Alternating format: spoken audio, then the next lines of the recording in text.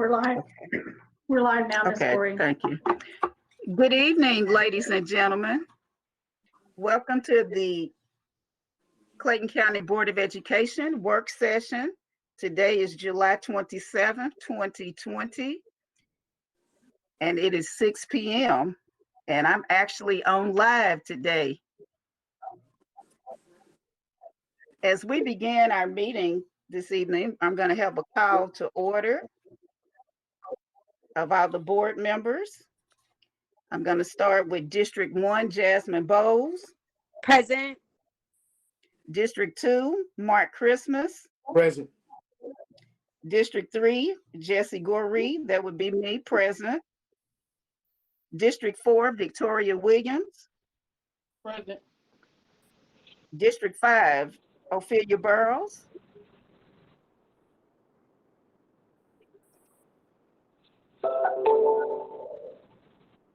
Ms. Ms. Burrows, Burrows is she's here. present. District 6, Mary Baker. Present. District 7, Judy Johnson. Present. District 8, Dr. Alika Anderson. Present. District 9, Ben Straker. Present. Superintendent, Dr. Maurice Beasley. I'm here. Thank you. Good afternoon, everybody. Attorney Clem Doyle. Is Attorney Clem Doyle. Present. Okay. And our administrative assistant, Don. I'm Black. here. Okay, thank you. All right, before we get started this evening, I would be remiss if I did not ask for us to have a moment of silence for a few individuals. On our last meeting, I had connection problems, and I wanted us to give a moment of silence for the former principal of Jonesboro High School, Mr. Fred Smith. So if we could, let's give a moment of silence for former principal, Mr. Fred Smith of Jonesboro High School.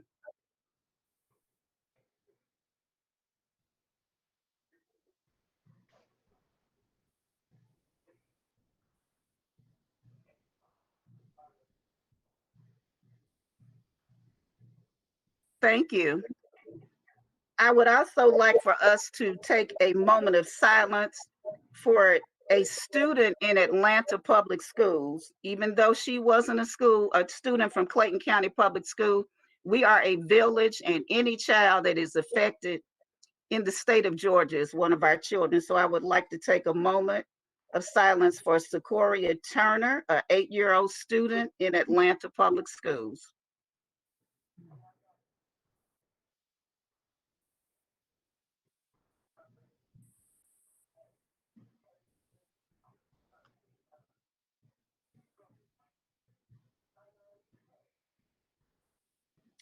Thank you. We also lost two very important gentlemen in the civil rights era. And I want us to take a moment of silence for Dr. C.T. Vivian, please.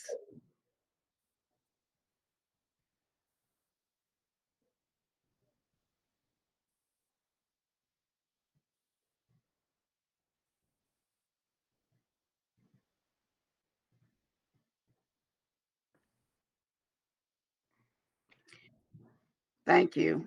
And of course, we must take a moment for a gentleman, world-renowned, most famously known for Bloody Sunday, Congressman John Robert Lewis, who represented the 5th District, which is a part of Clayton County, and a person who got into good trouble, something that we all should strive to do, to be in good trouble.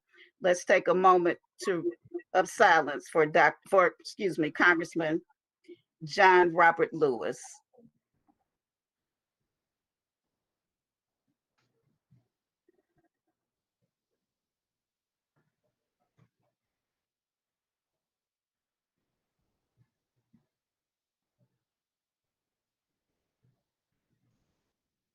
Thank you all so much.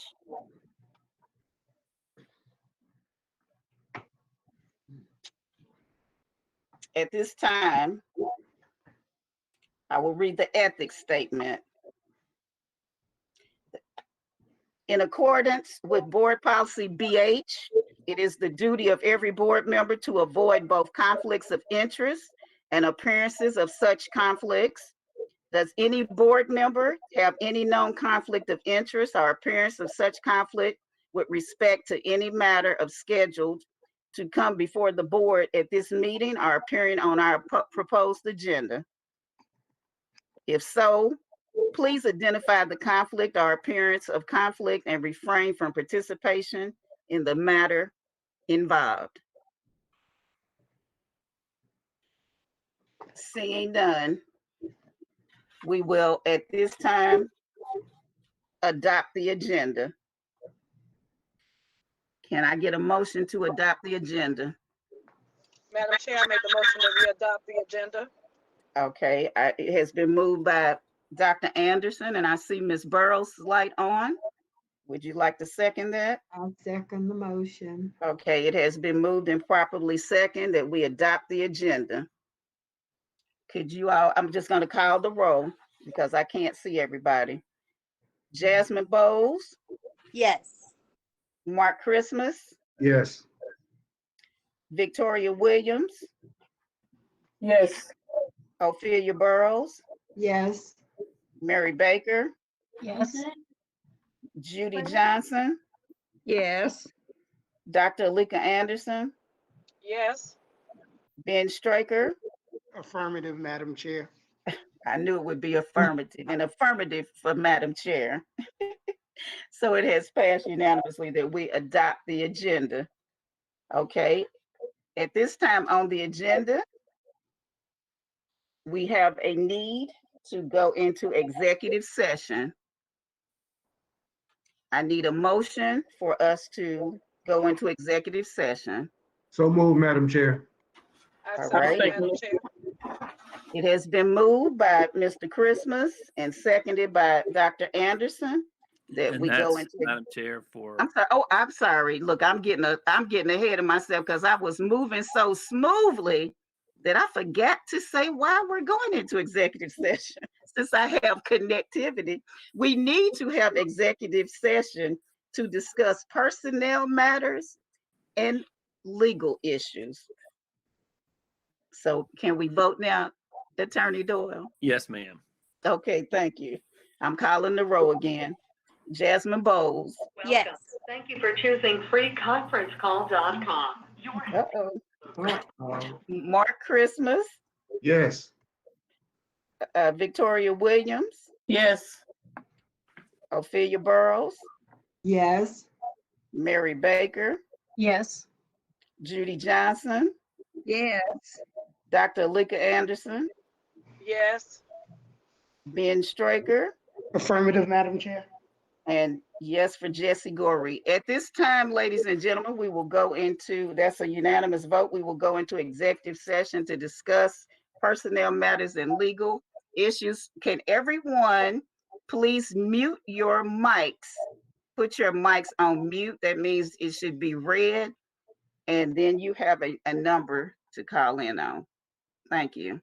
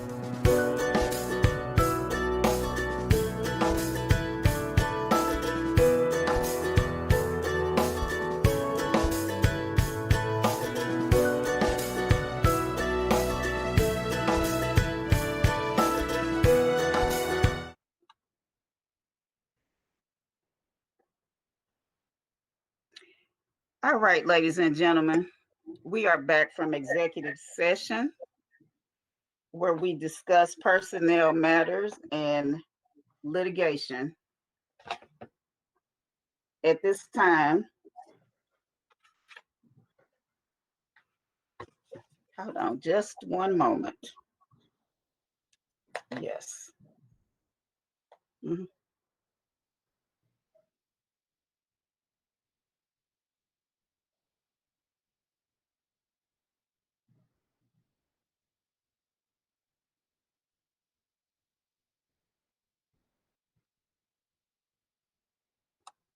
All right, Dr. Beasley, I'm going to turn it over to you for your recommendations. Okay, Madam Chair, Vice Chair, we have, members of the board, we have a few recommendations. We have for the position of Assistant Principal at Kemp Primary, we'd like to recommend Joy Duncan. Ms. Bowles. Yes, good evening. It's Ms. Bowles from District 1. I'd like to accept the superintendent's recommendation to have Ms. Joy Duncan serve as the assistant principal at Kemp Primary.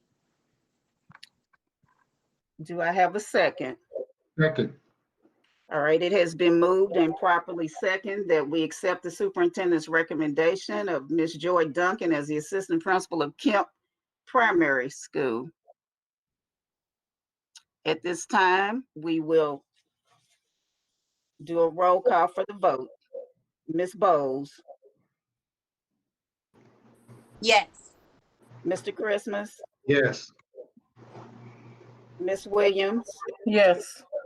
Ms. Burrows, Ms. Baker, Yes. Ms. Johnson, Yes. Dr. Anderson, Mr. Straker. Affirmative, Madam Chair. That would be a yes for me. I believe Dr. Anderson. Is Dr. Anderson still here? Okay, well, okay, I have 8 votes in favor and for Ms. Joy Duncan as the assistant principal of Kemp Primary. Congratulations. Congratulations, Ms. Duncan. Our next Okay. recommendation is for the position of Assistant Principal at King Elementary School. We'd like to recommend Dr. Lynette Hadley. Ms. Williams, I agree that we should accept Dr. Peace's recommendation for King Elementary. all right, I'm My computer went out. I can't see the name. I'm trying to get the King. Dr. Doc- Lynette Hadley. Dr. Lynette Hadley for the position of I assistant principal at King Elementary. I second the motion for Dr. Hadley as assistant principal. I'll do roll call for the vote. Ms. Bowles, Yes. Mr. Christmas, Yes. Ms. Williams, Yes. Ms. Burrows, Yes. Ms. Baker, Yes. Ms. Johnson, Yes. Mr. Straker, Affirmative, Madam Chair. and that would be a yes for me. That will be, the vote is 8 in favor for Dr. Lynette Hadley. Congratulations, Dr. Hadley. All right, Dr. Okay. Our next recommendation is for the position of Coordinator of Transportation. We'd like to recommend Mario Dawson.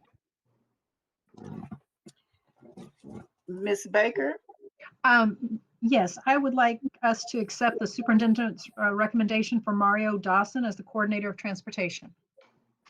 okay. I'll second the motion. It has been moved and properly seconded that we accept the superintendent's recommendation of Mario Dawson as coordinator of transportation. Do a roll call for the vote. Ms. Bowles, Yes. Mr. Christmas, Yes. Ms. Williams, Yes. Ms. Burrows, Yes. Ms. Baker, Yes. Ms. Johnson, Yes. Mr. Straker, Affirmative, Madam Chair. and that'll be a yes for me. 8 in favor of Mr. Dawson as the coordinator for transportation. Congratulations, Mr. Dawson. Congratulations.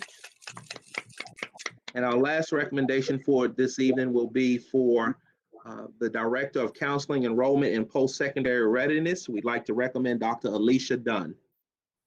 Madam Chair, I move that we accept the recommendation from the superintendent for Alicia Dunn for director of all those things. Do I have a second? Second, Madam Chair.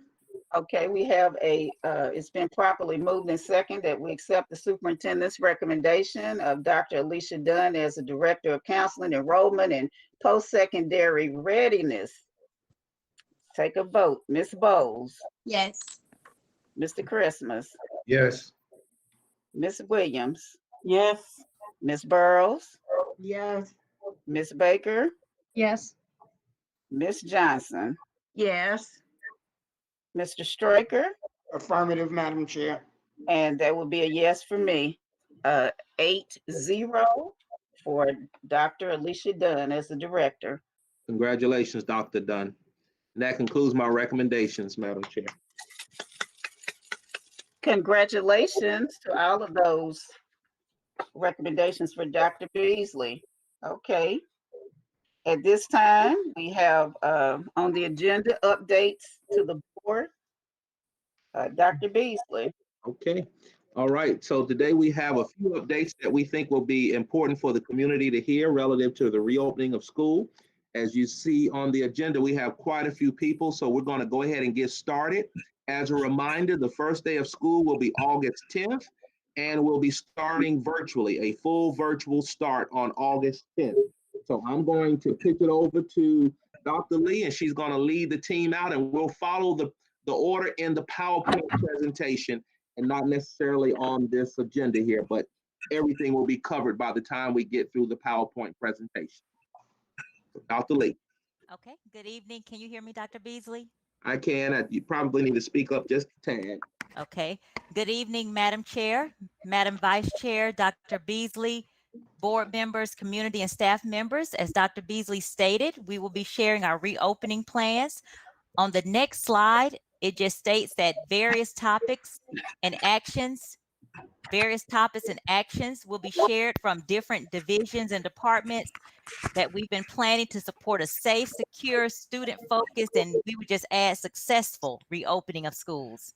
Dr. Lee, can I stop you for just a moment? Yes. Can everyone please mute your mics? Can you put your mics on mute so that everyone can hear Dr. Lee's presentation? I see a couple of people with their mics on. Ms. Burrows, Mr. Straker. Can you all mute your mics? Thank you. Go ahead, Dr. Lee. Okay, thank you. So I was just stating that you'll hear from various divisions and departments our reopening plans during this superintendent's update.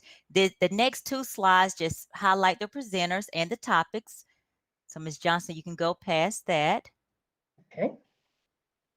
And then the next slide, Dr. Beasley's already reminded that we're starting fully virtual and students will receive instruction Monday through Friday using various delivery models or modalities, whether that is live instruction, self-paced digital learning, or what we are calling unplugged, where they're not in front of a digital device, but they're engaged in other assignments. But again, students will have instruction daily, and on Fridays, teachers will have that time for planning and training and other related tasks. The next slide, we'll now go into the presentations, and Dr. Dunn will start by sharing our back to school event. So thank you, Dr. Dunn. Thank you. Good afternoon, Madam Chair, Madam Vice Chair, board members, Dr. Beasley, community guests, and colleagues. The purpose of my presentation tonight is just to share an update, of the our event, our Trunk Up and Go, our mobile event for the Back to School Bash this year. So we're really excited about that. I know that if you had an opportunity to review the presentation, the slide, and if you have any questions, I will answer your questions at this time.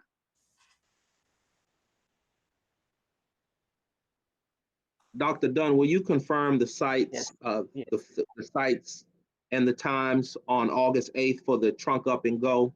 Yes, sir. Okay, so the sites we have are Harper Elementary School, Kemp Primary, Kemp Elementary School, and these were just added, because of the number of students who've enrolled, participants who've registered. So we have far more than we have there on the slide as of that date. Kendrick Middle School, North Clayton Middle School, and Forest Park Middle Schools. So we will begin with the elementary schools from 9 to 11, Kendrick Middle School from 9 to 11, North Clayton 10 to 12, and then we will conclude our day at Forest Park High School from 12 to 2. Okay, so it is Forest Park High School, because at first you said Forest Park Middle. It is the high school. Yes, ma'am, it's the high school. It is the high school, yes. And Okay. we now have, as of this evening, 4,277 participants registered for the event. And that registration does not close until the 1st. Okay, now, one of my concerns, I've had a constituent, because I know you did say we have Kemp, but do you think that's far south enough? Well, that's the Kemp primary, so that's right there by Lovejoy High School. So I believe that would be the furthest, the farthest side would be 80 White. So that's like right there, not far from the high school. So that would take care of the southern portion. Okay. And then we have the 2 schools. Yes, ma'am. Okay, thank you. Okay, thank you, Dr. Dunn. All right, we will now hear from Dr. Ralph Simpson, Deputy Superintendent of School Leadership and Improvement.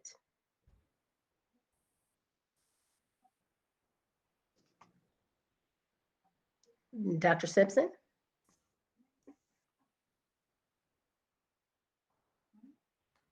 I'm sorry, I was muted. I'm sorry, I was muted. I apologize. That's okay. Yeah. Good evening, Madam Chair, Madam Vice Chair, Dr. Beasley, members of the board, community at large. It's not much that I'll add. There's a list and a litany of things that we'll be covering. Certainly we'll be covering them hitting the high point levels. And then at this time, I'll just pass it on to Dr. Lee to cover those pre-planning tasks. Dr. Lee. Okay. And Ms. Johnson will share the specific actions for pre-planning first. Okay, thank you, Dr. Lee and Dr. Simpson. Teachers will have 2 weeks of pre-planning this year. The dates are July 27th through August the 7th. And as you know, today was the first day of pre-planning. We will distribute laptops and instructional resources using a phase 1 and 2 process. Phase 1 will take place August 3rd through the 14th, and we will have a curbside pickup of devices and resources at each school. And then our phase 2 will extend from August the 17th through the 21st. Transportation will provide support, and resources will be transported to the communities as needed. This year, our open house presentations will be recorded and placed on each school's website on August the 3rd. And finally, teachers will participate in various professional learning and collaborative planning opportunities during pre-planning. Teachers will also provide live town hall parent meetings, and they will share information that parents and students will need to know to have a successful school year. Okay. Now we'll hear from Dr. Lee. Thank you, Ms. Johnson. So you all, we're excited about our Parent Virtual Learning Toolkit. It would officially launch this week by July 31st, possibly sooner. The purpose of this website will be to provide parents with a one-stop shop where they can go to find out about how to help their children access to digital learning tools, information about meals and nutrition, as well as their schedule for their schools and the level. And I want to just thank Ms. Keffany Dunn Henderson. She's a Title I specialist in federal programs. She worked with parents and other team members to design and construct this particular website. So again, it will launch this week for all of our parents to have access to federal programs as well as our International Center. They'll be training parent liaisons to provide parents with support on how to navigate the website. Also today or Friday, I think we had parents record a video for their for other parents on how to navigate it. So again, we're excited and we hope that this will be helpful for parents so that they're not having to go all over the place to find critical information. But while I'm here, I wanted to make a note about the schedule. So this year, we're starting the fall different than how we ended. So we know in March, our transition was very abrupt and we had to create a type of schedule that was manageable. So students, for the most part, may have received 1 to 2 subjects a day. But if we were to continue with that type of schedule, we would not address the learning loss that we know has occurred within the last 5 months, as well as the unfinished learning. Additionally, our students will only get through a portion of the curriculum, therefore creating even larger gaps. We know that parents need the flexibility, so that's why we're training teachers on how to use asynchronous asynchronous self-paced instruction or synchronous live instruction throughout the week, just to provide that level of flexibility.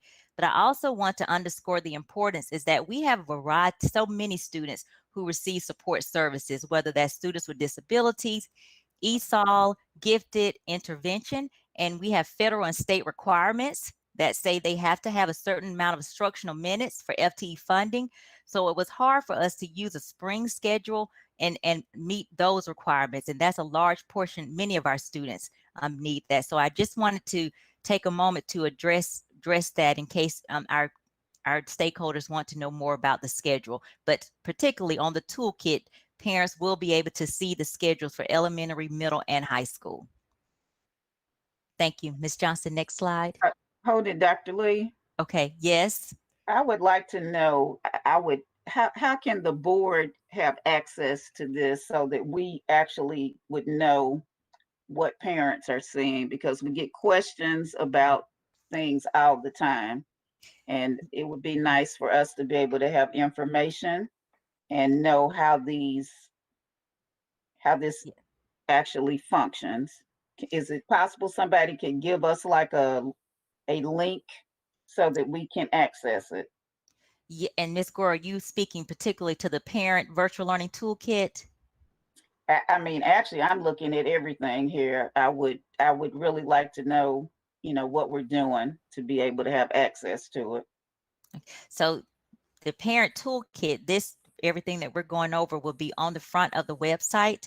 And within that website, it's going to speak to our support plan.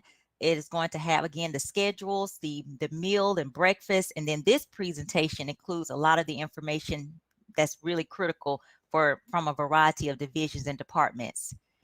Okay, well, I know you say you're going to be doing training. Will this also be the training for parents to actually help their children learn virtually? Yes, so a part of on the website, there's a portion that it's called the Extended Learning Beyond the Classroom, and our technology department has put together modules and training. So yes, that will be on the website as well. Right, but again, access for us. Yes, so it's on the main website. So you'll be able to, you mean access to the training or just information about the training? Oh, I would like it all. We can provide the board with that, and if nothing, Dr. Lee, if you can put that in the form of I guess links and just kind of merge it all together, or just a package and send it directly to the board. Okay, thank you, Dr. Simpson. Will do. Good evening. I also have a question. I'm thinking about the back to school event, and I was wondering if you could explain what parents can expect at that event. And the reason I'm asking is because I think you said something like we had about 2,000 scholars who were signed up, and I know we served 55,000. So I was thinking at first, like maybe it's just something for fun or they're getting some supplies or something. But then I heard the rollout of this actual laptop and instructional resource distribution. So that was good to hear that there's a separate distribution for resources, and it's not like, 50,000 kids are missing out. But could you please explain, the difference between these events? And you talked about there's still more time to sign up in case not enough families have heard about it. Well, at the back to school event, the parents can expect to receive information from the different departments about what this year will look like and supports that are available for families online as well as face-to-face. And we will also distribute supplies, like we will give out book bags that are already supplied with different pencils, paper, and such, like school supply ready. And we'll have some jump drives that we'll be giving out, as well as the earbuds. So it's a variety of resources that students can use either in a traditional or a virtual learning environment. So, and there's still time. So this is, we've opened it up. So, and not trying to be, excluding anyone, but leaving it open for an extended period of time. And then along the way, making sure we have ample resources to be able to support the students that come out with their family. Okay, thanks for clarifying. What's the final date to sign up again? August the 1st. Okay, thank you. You're welcome. Well, And Ms. Bowles. Dr. Dunn. Yes, ma'am. I'm still a little confused. So I thought it was a drive-through. So they're actually going to get out of their cars and come into the building and do something? No. They'll be able to drive through it with their trunks up, and then we will place the supplies in their vehicles, as they come along and stop by. And that's just an example of what's happening. So when I said the families and children, I mean that the children may be with the families in the car.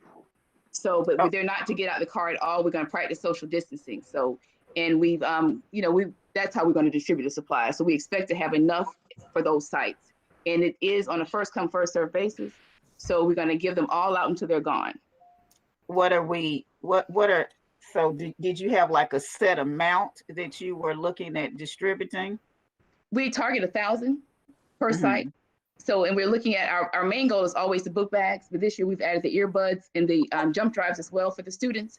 So, and then we've also the literature piece and learning how to care for their equipment in a virtual environment, and then, giving parents resources for support.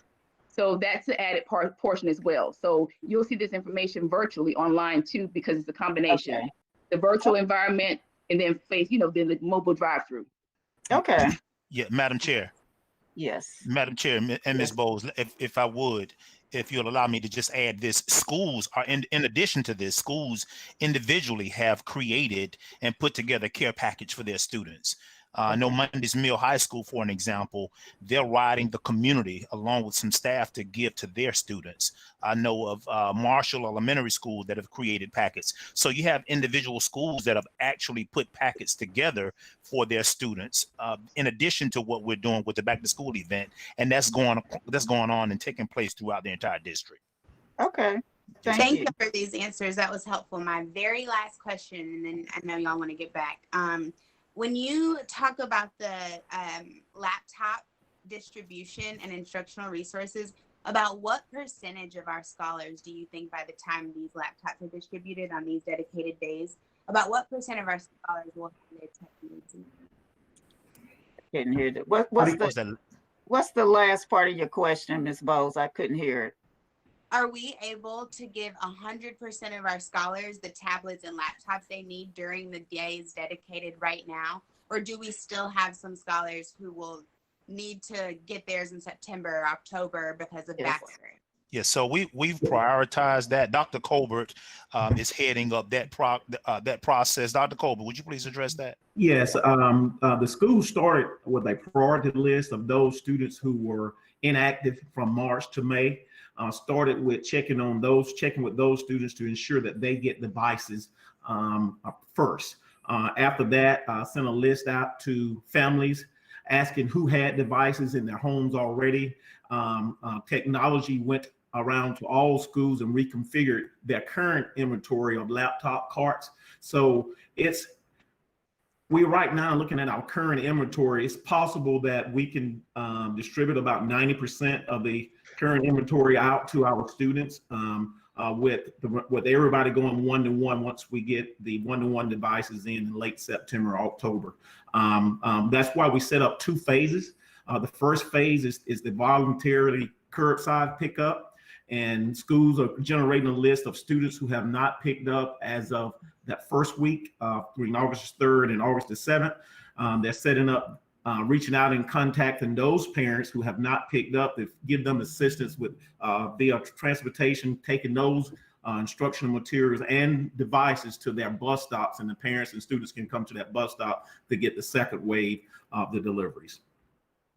Thank you, Dr. Colbert. Yes, we discussed that at our last meeting about we had about 30,000, and that was our priority.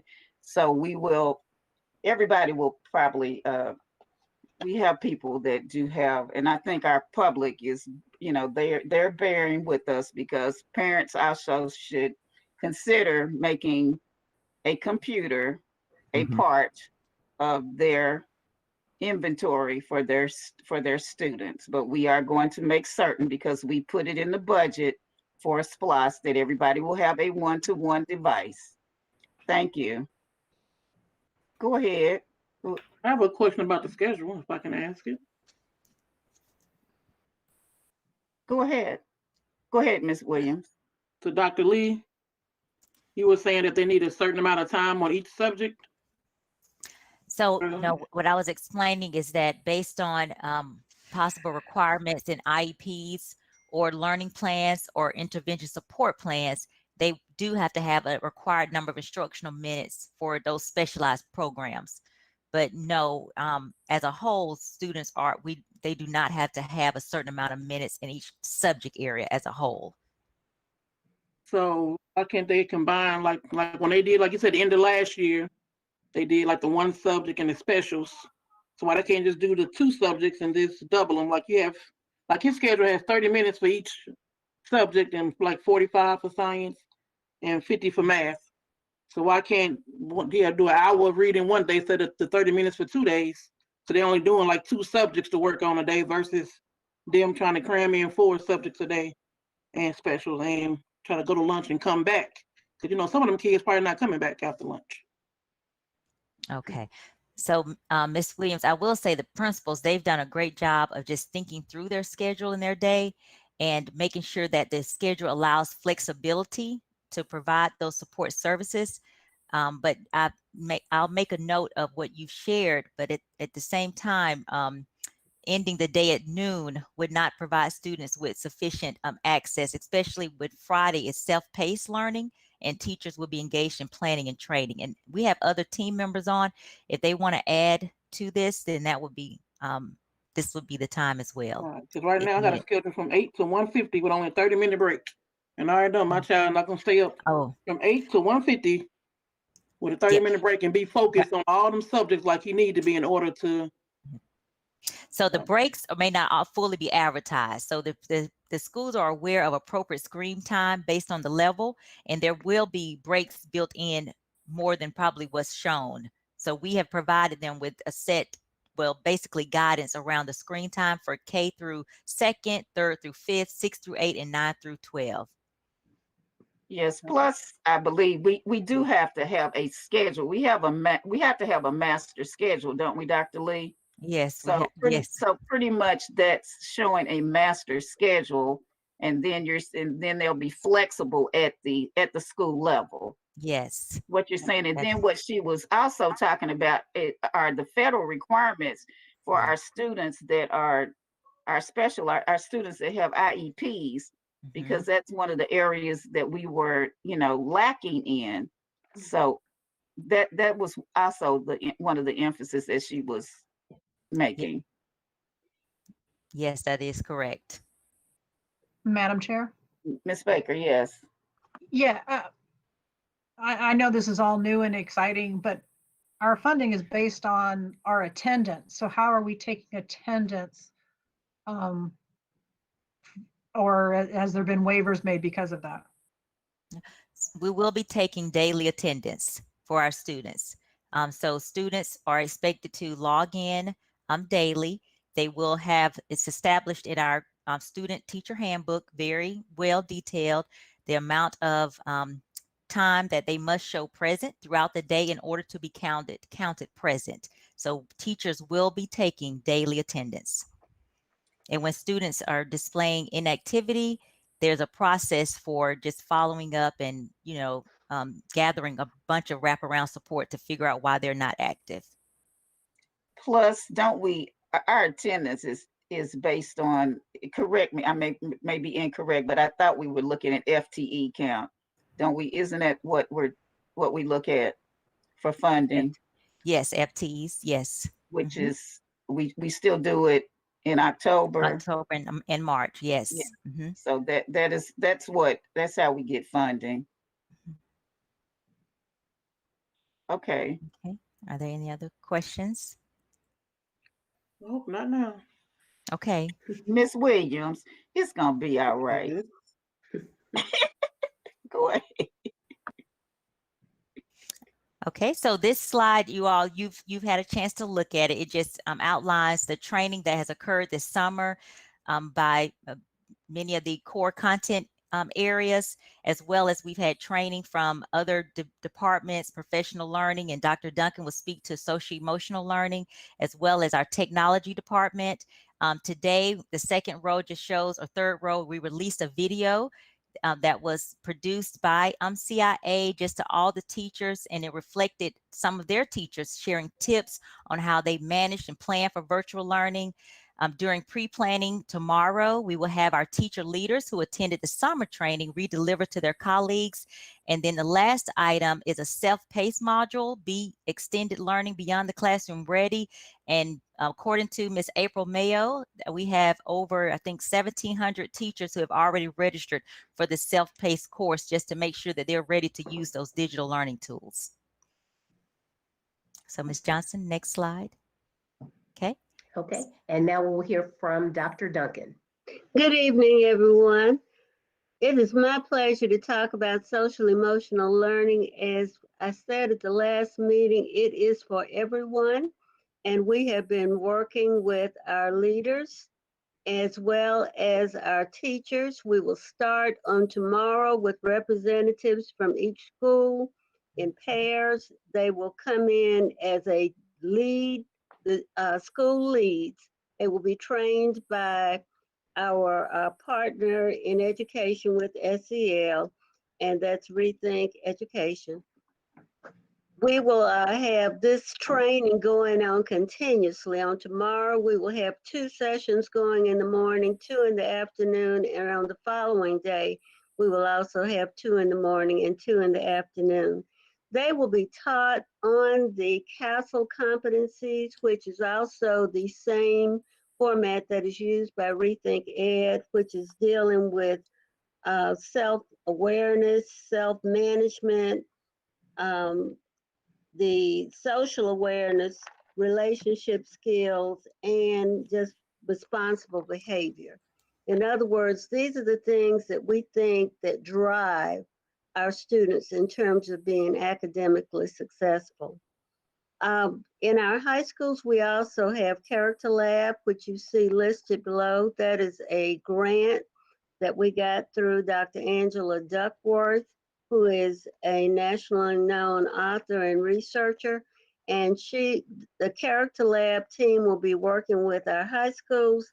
They are aligned with the same CASEL competencies. They talk to students and to teachers about growth mindset versus fixed mindset. In other words, we've got to be willing to change. They also talk about implicit biases, and they also talk a lot about Maslow before Bloom, and that is what we talk about all the time, and that is we have to reach them before we can teach them. Okay. The student engagement specialists are a program that is part of a district initiative. They work under a system adopted by the district, Check and Connect. The check part of it is when you observe students who are absent a lot, whose grades are falling, who are not engaged in learning, and you see these things, they're not following rules. That becomes the check part, and then it becomes a basis for referring them to the connect part, which is the student engagement specialist. They engage with that student engagement specialist by establishing a trust relationship, and they monitor all of these different things for 2 years with the students in an effort to make sure that we don't have a large dropout rate and that there's someone that these students can talk to. And they also establish a relationship with the parents. Therefore, the parents, the students, it's a team effort. And all of these things, if you look at them, they sort of all work together, because part of the training for SEL will include the student engagement specialist, and that training also includes parent involvement, They will have websites as to how they can work with their children at home, because it's only when we get all of these entities working together that we're able to have successful students and to raise our graduation rate. For TAP Essentials began on the 6th of July, the day that we came back. We welcomed 43 people. There are so many applications to TAP until it's going to be an ongoing process. We have 43 who have met the requirements. There are some exceptions in TAP this year. If the GACE is not available, they are eligible for a one-year certificate, which gives them an opportunity to pass the GACE. However, grade point average and things of that nature are not waived. We are continuously looking at applications because they are coming, and I know I've looked at over 100 just on my computer. But as they meet the requirements for either the pre-TAP, provisional TAP, or to be fully TAP, we will add on as they qualify. They spent 2 weeks. The first week, first of all new teachers, whether they're TAP or not, are getting a certain amount of training in new employee orientation, and learning beyond the classroom and social emotional learning were requirements that they had to learn before they even came to us. During this particular training, of the week of training, they were taught technology skills, virtual instruction, social emotional learning. We also talked about things such as building relationships, and they will also be given their computers starting on the 27th of this month. 27. Yes, ma'am. Oh, Then it's that's it will, today. yes, July. I was yes. getting ready to say. I was getting ready to say, Lord. Okay, go No, ahead. it's the 27th of this month. They start issuing. Right. For new teacher orientation, that is going to be an ongoing process. Although for this week, we had greetings, of course, from the superintendent and deputy superintendent, which happened during new employee orientation. But we also had social emotional learning training, which was required, and also learning beyond the classroom. We also had 268 new teachers that we worked with during this time period. On day one, we had a drive-by pickup of books and materials, and also different pieces of information that some of our vendors wanted for them. That was one of those pop the trunk type things as they continued to drive by. We also had the departments do virtual meetings with those new teachers starting on the 21st through the 23rd. On the 24th, the new teachers met with their mentors. Each new teacher is assigned a mentor at a school, and they had virtual meetings with their mentors for the first time so they could see the persons who would be working with them throughout the year that they could depend on. And next slide, please. Okay.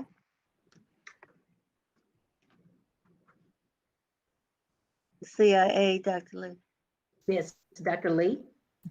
Yes. So at this time, we're going to hear from team members Trina Reeves, our Director of STEM and Innovation, as well as Janetta Greenwood, Coordinator of K-12 Science. And following Trina and Janetta, we will hear from Regina Wallace, our K-12 Coordinator for Social Studies, and then Joy Bradley will conclude by providing pre-K updates. Thank you. Good evening. Senate Bill 108 is a bill designed to improve teacher capacity in computer science education. This bill also states that by the year 2025, all secondary schools will offer at least one course in computer science.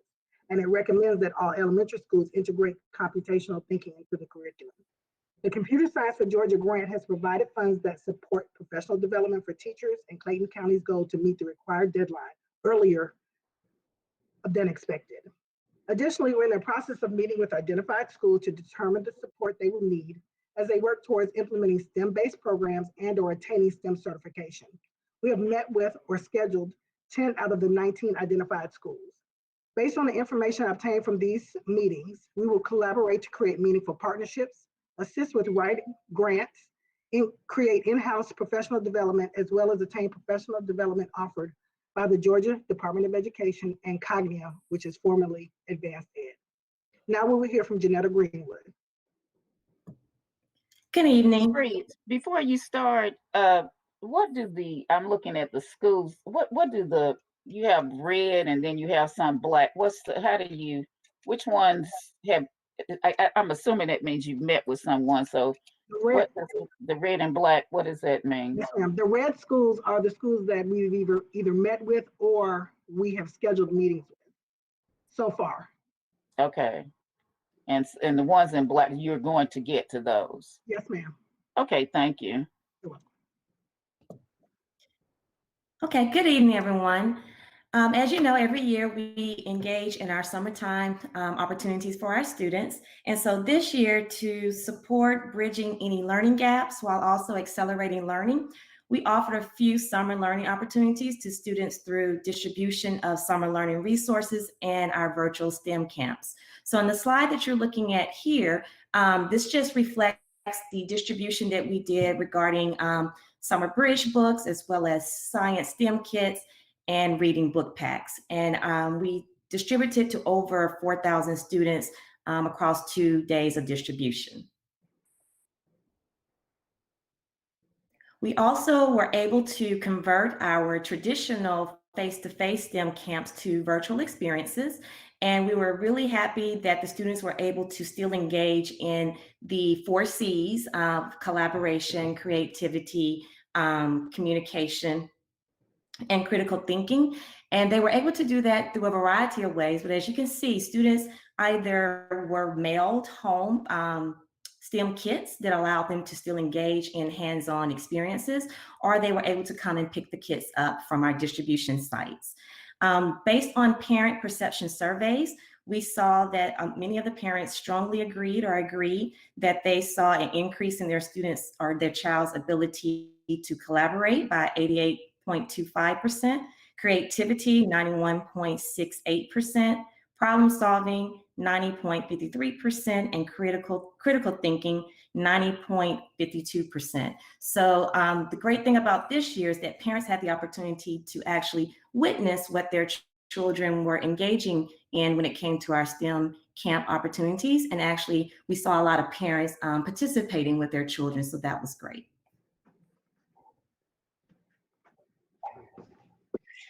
And now I'll turn it over to our social studies coordinator, Regina Wallace.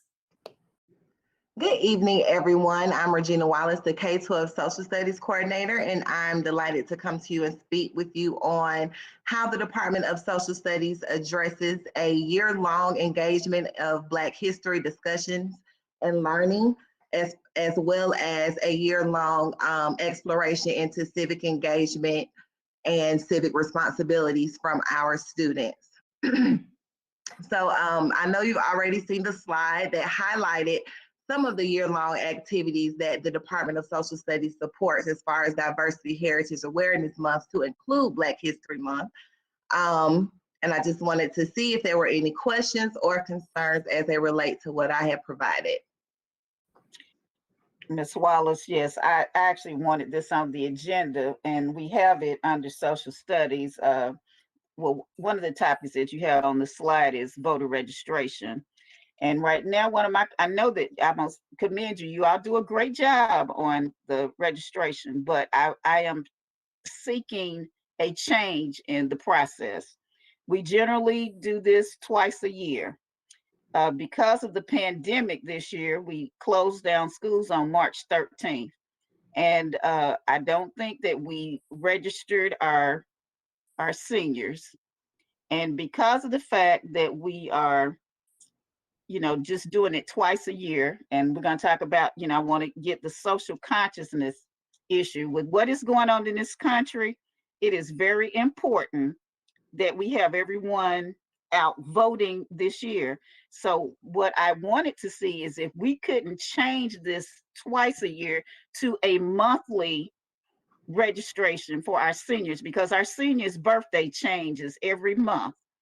And so therefore, if we made sure that we at monthly intervals, our students are being registered, and not only our students, because I hate to say this, but teachers only vote at about 40%.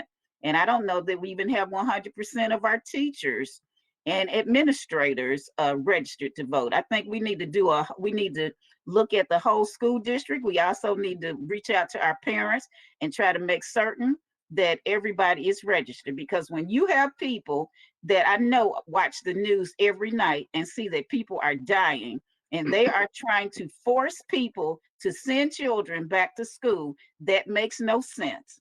So therefore, we need to do something about making a change in this country.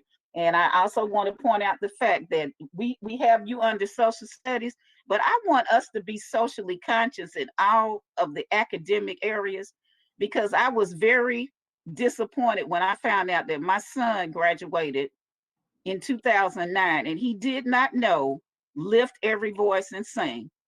And if nothing else this year, I need every child to walk out of here. We all learned the Star Spangled Banner. And I don't see why everybody can't learn Lift Every Voice and Sing. And this is not just the social studies department.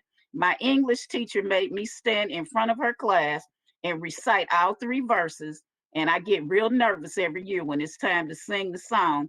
And I kind of get a little shaky in that second and that third verse, because I know she would have an issue with me if I were to recite it to her. We learned the Declaration, the preamble to the Constitution, the Declaration of Independence.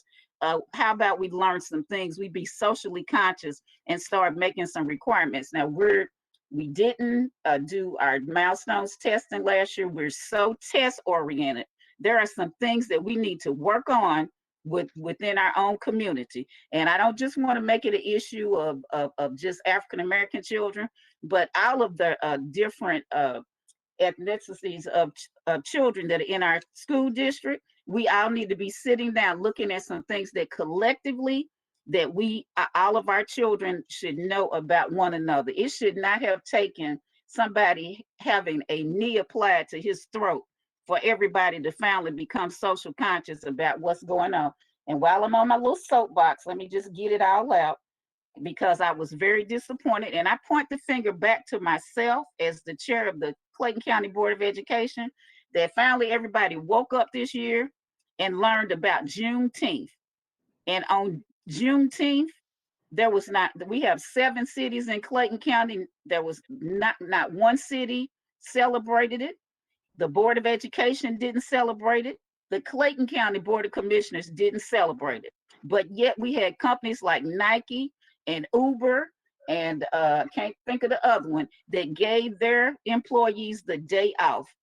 And I'm very ashamed, because like I said, I'm pointing the finger to me, because that is something that I should have thought about. So I want us to go back and look at our curriculum and start doing something that will enhance our children of all nationalities with what we're doing. But I do want to, like I said, commend you, because you have been doing a good job. I just think that we need to start working, because as soon as we go back to school, somebody's going to turn 18 in August and then September and so on and so on. I'm finished. Madam Chair, Madam Chair, Yes. I concur wholeheartedly, and thanks for that deep and impassionate plea for us to make sure that we are socially conscious and engaged. But I did want to point out that one of the competencies for SEL is social awareness. Mm-hmm. And we are a SEL district, obviously, and as has been stated, that is the way in which we'll start our day out. We will begin our day initially with, just an overall wellness check of the students. But social awareness is a part of what we will be doing and practicing with SEL. So you know, as teachers engage in discussion and dialogue and essentially checking the temperature of their students, those things that have impacted the way in which they feel, whether that's impacted their communities, whether it's impacted their homes, all of those are the practices that the competencies speak for under SEL, which provides a platform for the teachers to be able to open up that dialogue and have that discussion. And certainly, we won't be waiting till June to have a discussion about Juneteenth. That part of what we do in making it a daily practice to talk about those things that will continue to make us socially aware is how we'll be beginning our day, and SEL provides that platform for us. So I just wanted to throw out that nugget just to emphasize, and yes, wholeheartedly respecting and understand your plea and your passion as it relates to that, but that is something that will be taking place daily. Okay, because like I said, I don't want the social studies coordinator to think I'm picking on her. I don't think you ought to put the language arts person, because somebody ought to be teaching some Paul Lawrence Dunbar Yes, ma'am. English teachers. Yes, ma'am. Yes, don't let me start reciting some of these poems that my English teacher taught me, and I graduated in 1972, and I can start reciting some of them right now. We know you can. Yes, I can. Okay. Madam Chair? Yes. Yes, Ms. Baker. I really like what I see here of the things that you have planned for the year in regards to Black and African American history. But I have to say, the little blurb said, well, we'll kind of hit all other diversities. And I really would like to see the day where we teach all our history, because we need to teach our children the good, the bad, the ugly, to know where they came from, to know where we're going, to know how far we've got to come. And every year when my children were in school, I set up at their schools the displays for Hispanic Month and Native American Month. And I find those to be neglected every year. Yes. And not to match our Asian community. And heck, there's a Women's Month, and we don't do enough for that. Yes. And 50% of our population is women. And, you know, we are mothers, we are teachers, educators, all these parts, you know, doctors, lawyers, everything. And so I think, although I love what I see here, I would have loved to see this for many groups of people. And can I just add that I only pointed out the Black African American history information because that is what was the focus of the response that I was asked to receive. But please note that this happens for every single Diversity Awareness Month. So the Department of Social Studies provides supports in the realm of field trips, guest speakers, free opportunities and community events for families, all stakeholders, for every single Diversity Awareness Month. So that includes Hispanic Heritage, American Indian Awareness Month, Women's History Month. We'll be recognizing the signage of the 19th Amendment, which gave women the right to vote.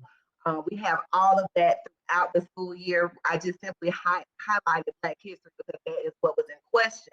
But an instructional package of support goes out for every single Diversity Heritage Month, every single month. And we work with the Department of Communications to go and take pictures and highlight those schools and how they are celebrating those diversity months. So it doesn't just happen for Black history, it does happen for every single nationally recognized Heritage Month that we definitely support. And one thing I don't think that most people in this country know, but the independent that's running for president, you know, chances are not going to get very far, but he's Native American. We haven't had that before. He's the first ever Native American running for president. You know, maybe he doesn't need a whole month, but maybe just mention it. And so that's the kind of things I'm talking about. I like I said, I want our children to understand that our society is more like a tossed salad than a melting pot. We still are individuals, but together we're great. Right, and we don't, and Miss Greenwood, we don't want to, and also we don't want to just try to blame. She gave this information because it was one of my requests.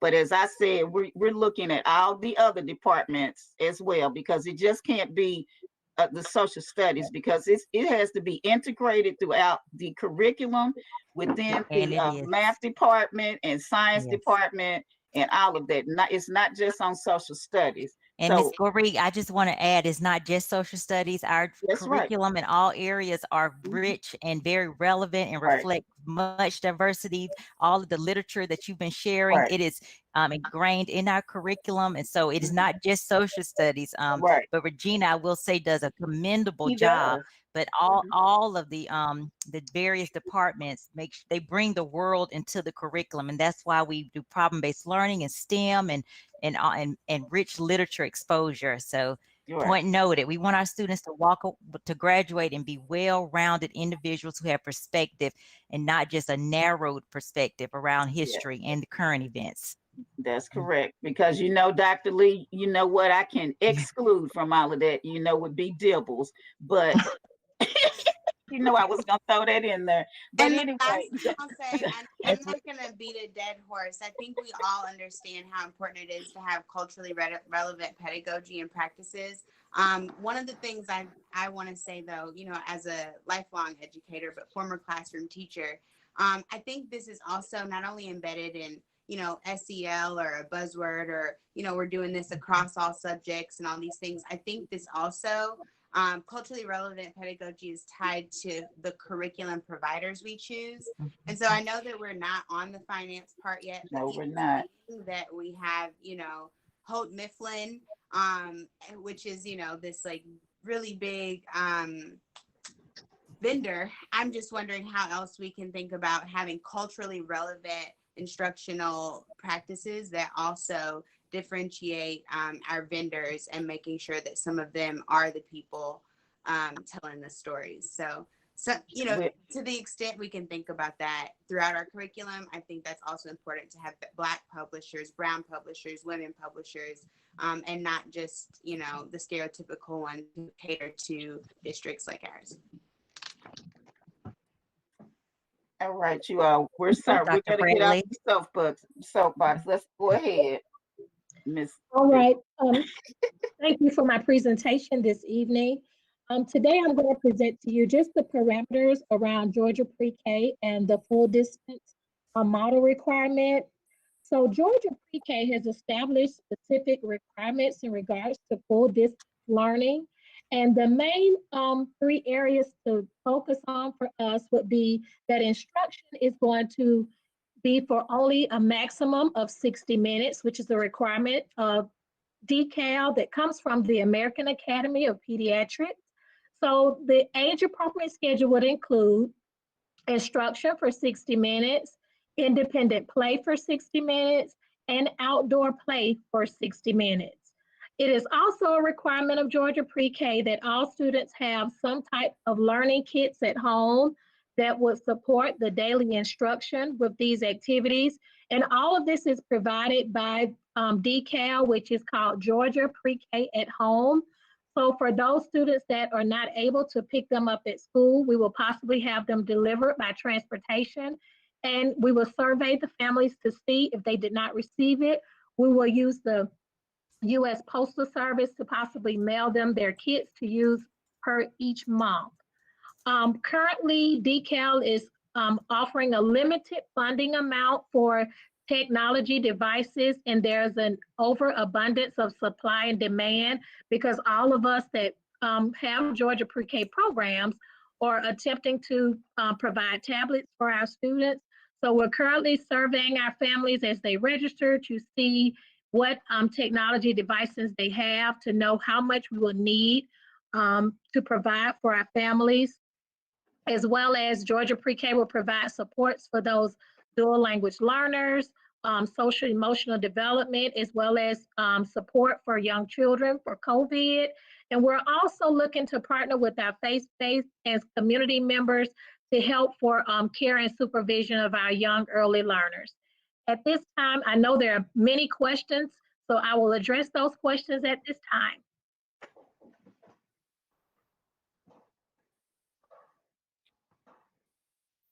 No questions. Well, Yes, Ms. Bowles. Yeah, I'd love to hear about the faith-based solutions for early learning that you talked about. You said you're working with some local orgs to help. Is it childcare? Is it learning and teaching? What exactly have the partnerships Yielded. So we have had several parents to reach out to us with concerns about working during the day. So we're trying to assist them with finding solutions, childcare services that are provided during the day. So some of our faith-based programs are reaching out to families as well as our childcare centers. So we're trying to assist our families in ensuring that our children are cared for during the day and not left home alone. Okay. Do any other questions? Okay, Okay. we're good. All right, we will hear from Dr. Sandra Nunez, Deputy Superintendent of Student Support Services. Good evening. This evening, I have three of my department leaders coming before you to share with you some highlights regarding what is going on in the division, in their departments, in preparation for the reopening of schools. It's important to note that due to time limitations in meetings like this, we cannot share all that is occurring because a lot is occurring. So tonight you are going to hear from Dr. Chantal Normel, who is going to bring you updates about ESOL, followed by Ms. Trina Smith from the Department of Exceptional Students, and lastly, Dr. Alicia Dunn, who will bring you updates on communities in schools and Gear Up. So I'm passing it over to Dr. Normel. Good evening, everyone. Just to give you a little bit more information about the English to Speakers of Other Languages program, I just would like to share with you that we are working diligently to provide support for our students at home. In addition to additional kits and resources that we're providing, we're working with our teachers to develop distance learning plans for all of our students. The plans will include how we teach them unplugged, asynchronous, or bisynchronous instruction. In addition, we're looking at leveraging some of our digital learning platforms to make sure more students will have access. We're excited about the opportunity this year that our teachers will increase, the number of teachers will increase in ESOL to provide more support. That occurred really mostly at the high school level due to the 4x4 schedule, creative scheduling by our district leaders. We were able to increase FTE funding. So we are looking to retain that funding so we can continue to support our students. And I also wanted to let you know that we are still working in collaboration with our schools and our district departments at the International Center, where we're making sure that we bridge that gap in language and culture that may exist to make sure we keep our families connected. So we are working in partnership with all of our schools and all our departments. And we're looking forward to having more opportunities for our parents, virtual opportunities for them to continue to be engaged in learning English, as well as being kept in the loop as we move on with virtual learning and for our students and for our parents. We want to make sure that they are included in everything. And I have to say, with all of our departments, whether it's CIA, Student Support Services, Operationals, departments, we all working together to make sure that the communication is enhanced for our diverse community members, including our students, of course. Any questions at all? Thank you.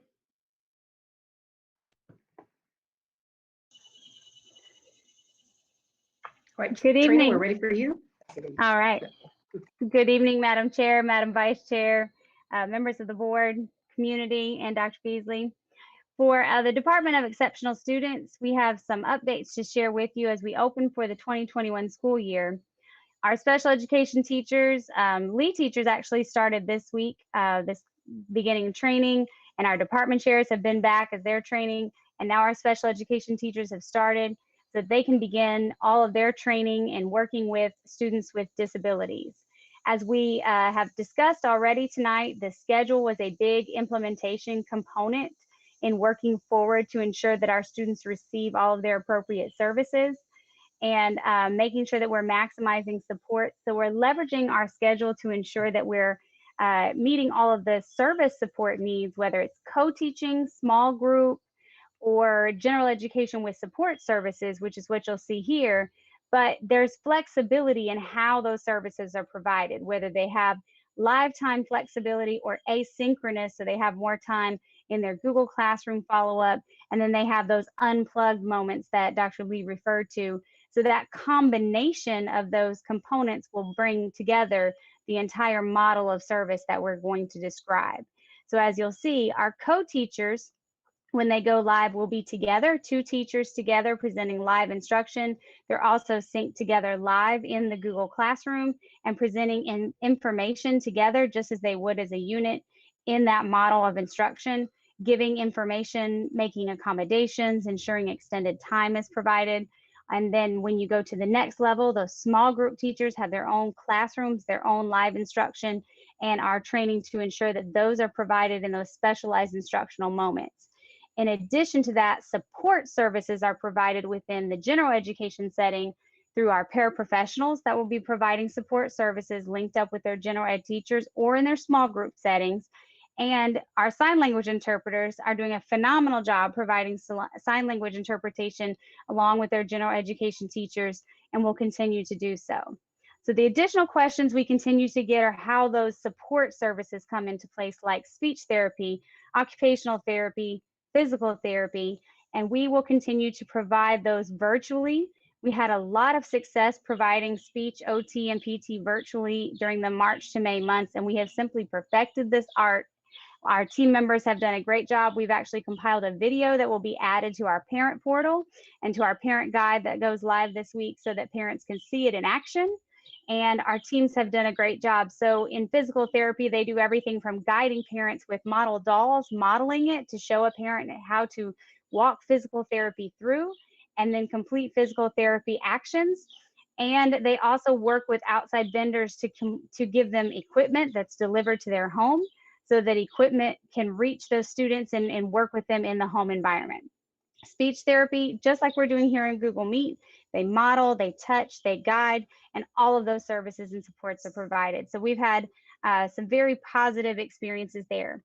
We will also continue with our staff supporting the processes with our Google trainings, our professional development, which we've been doing all summer, and our staff will continue to evaluate and provide services and our IEP meetings. All of our IEP meetings will take place virtually. We also had a very large success rate with virtual IEP meetings during the spring, and actually was reported we had better attendance with parents being able to attend in a virtual method because they didn't have to come to the building and pull themselves away from some of the activities they were doing. So parents were more engaged in the IEP process, and we're going to leverage that as we continue to go forward. We're excited to bring our parents on board in those meetings. I do have one more, Ms. Johnson. So as we look forward to this school year, we want to continue to talk to our parents about what those virtual services look like, and we will be developing contingency distance learning plans. So that's our process of sitting with the IEP team and talking about what those virtual services look like, exactly what I described, how that co-teaching model is going to break down into synchronous, asynchronous, et cetera, models, and what it looks like for that particular student to provide those individual flexibilities. And each of those teams will be meeting through August and September to provide a guidance document with the parents' assistance and schedule those meetings. We also have parent notification letter going out, the video that'll be shared through our website, and everything is connected directly to that parent portal that Dr. Lee shared with you. So the one-stop shop provides the parent with all the information they have to answer these questions that we have been guiding parents through. And we've been working closely with curriculum instruction, which is how we've arrived at the wonderful decision to ensure that our guided schedules and our support with our principals and schools ensure that we meet all of the needs for our students, and we're supporting them with assistive technology and all the training that is going out to our teachers. And that is the end of our updates. I have a question. Sure. In regards, because you answered several of the exceptionalities, but I know we have visually impaired students. Yes. And I would love to know, how do we instruct visually impaired students, especially, a student, for example, that would use Braille? How are we going to do that virtually? So we have teachers for visually impaired who they do both large print and Braille. And we provide a secondary set of textbooks for our student that have those materials at home in their home environment. We also braille and print that information for them, and they actually mail the items to their home. Our students actually have their own devices in the home if they need it, so they can braille themselves as part of their instruction. And all of those are provided, of course, individually, depending on the level of what that student needs for their particular level of instruction. And we leverage everything else, audiobooks, Google Meet, everything we can do to give them the audio instruction and get onto live instruction like this to guide them through all of the practices and teach them the same way that we would with every other student. And our Okay, TVIs are amazing.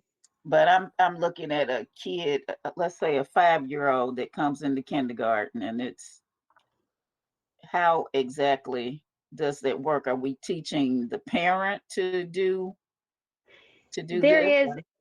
There is in many cases with our kids who are physically more touch guided. There's a lot of parent student guidance in this, and we encourage our parents to be involved and as parent coaches.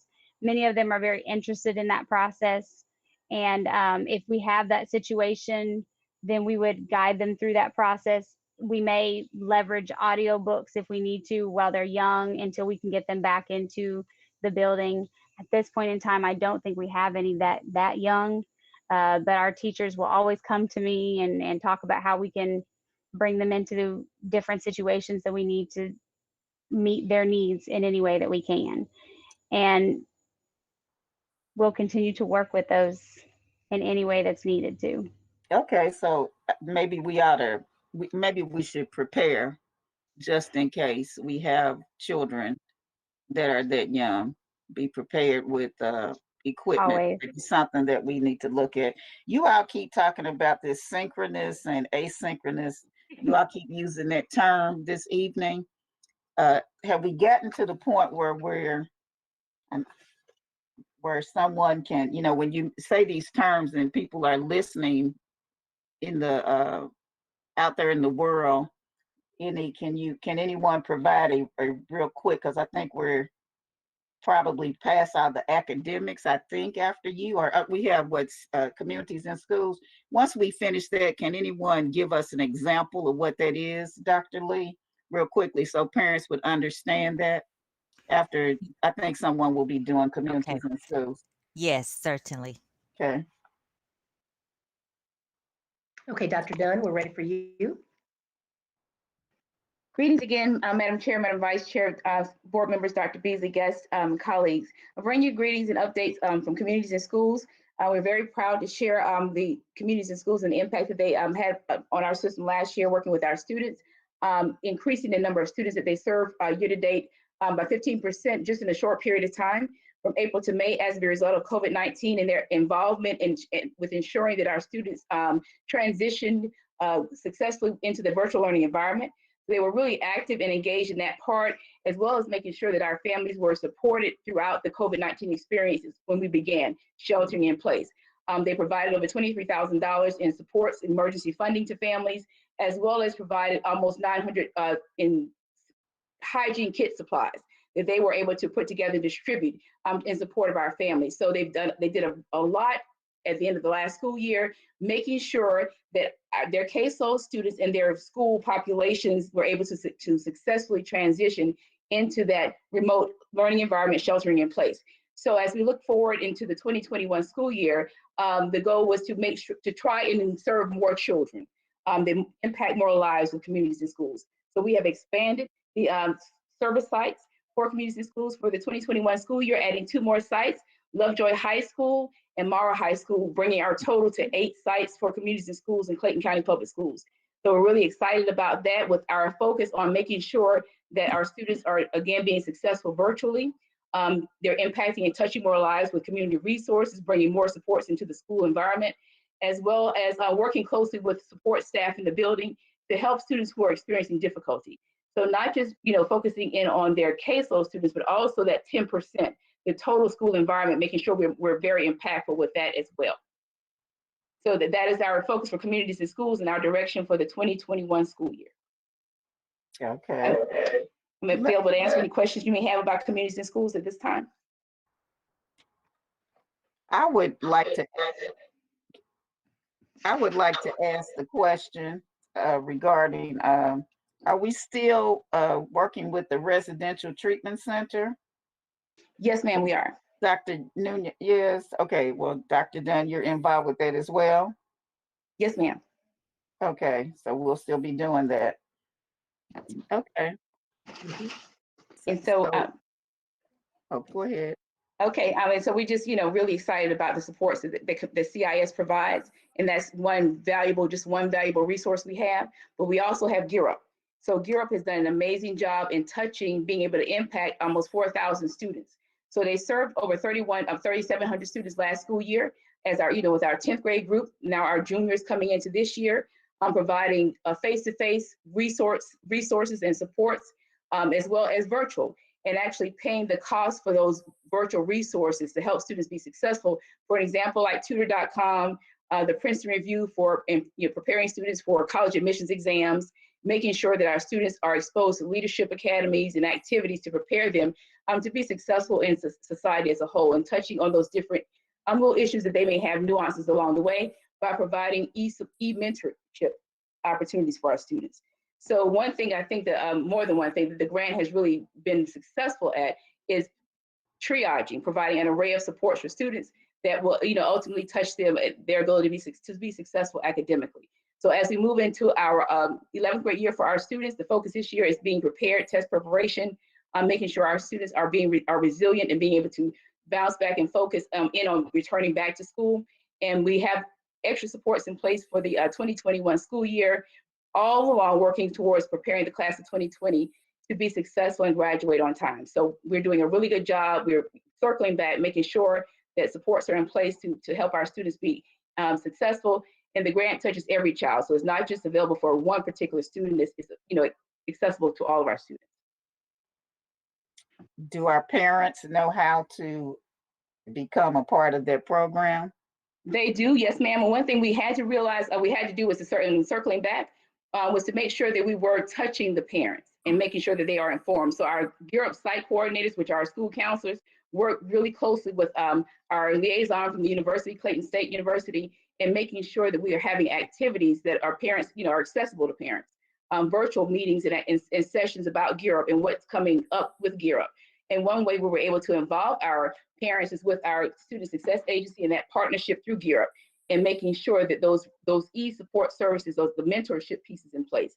So that was another opportunity for us to engage our parents, to increase that parental engagement, which of course is a key component for Gear Up. So we are making an extra effort because we realized that there were some other things we could do to increase parental involvement and awareness about Gear Up. So that's what we've been working on, Ms. Gloria, as a focus, because we realized that we had to do some things differently.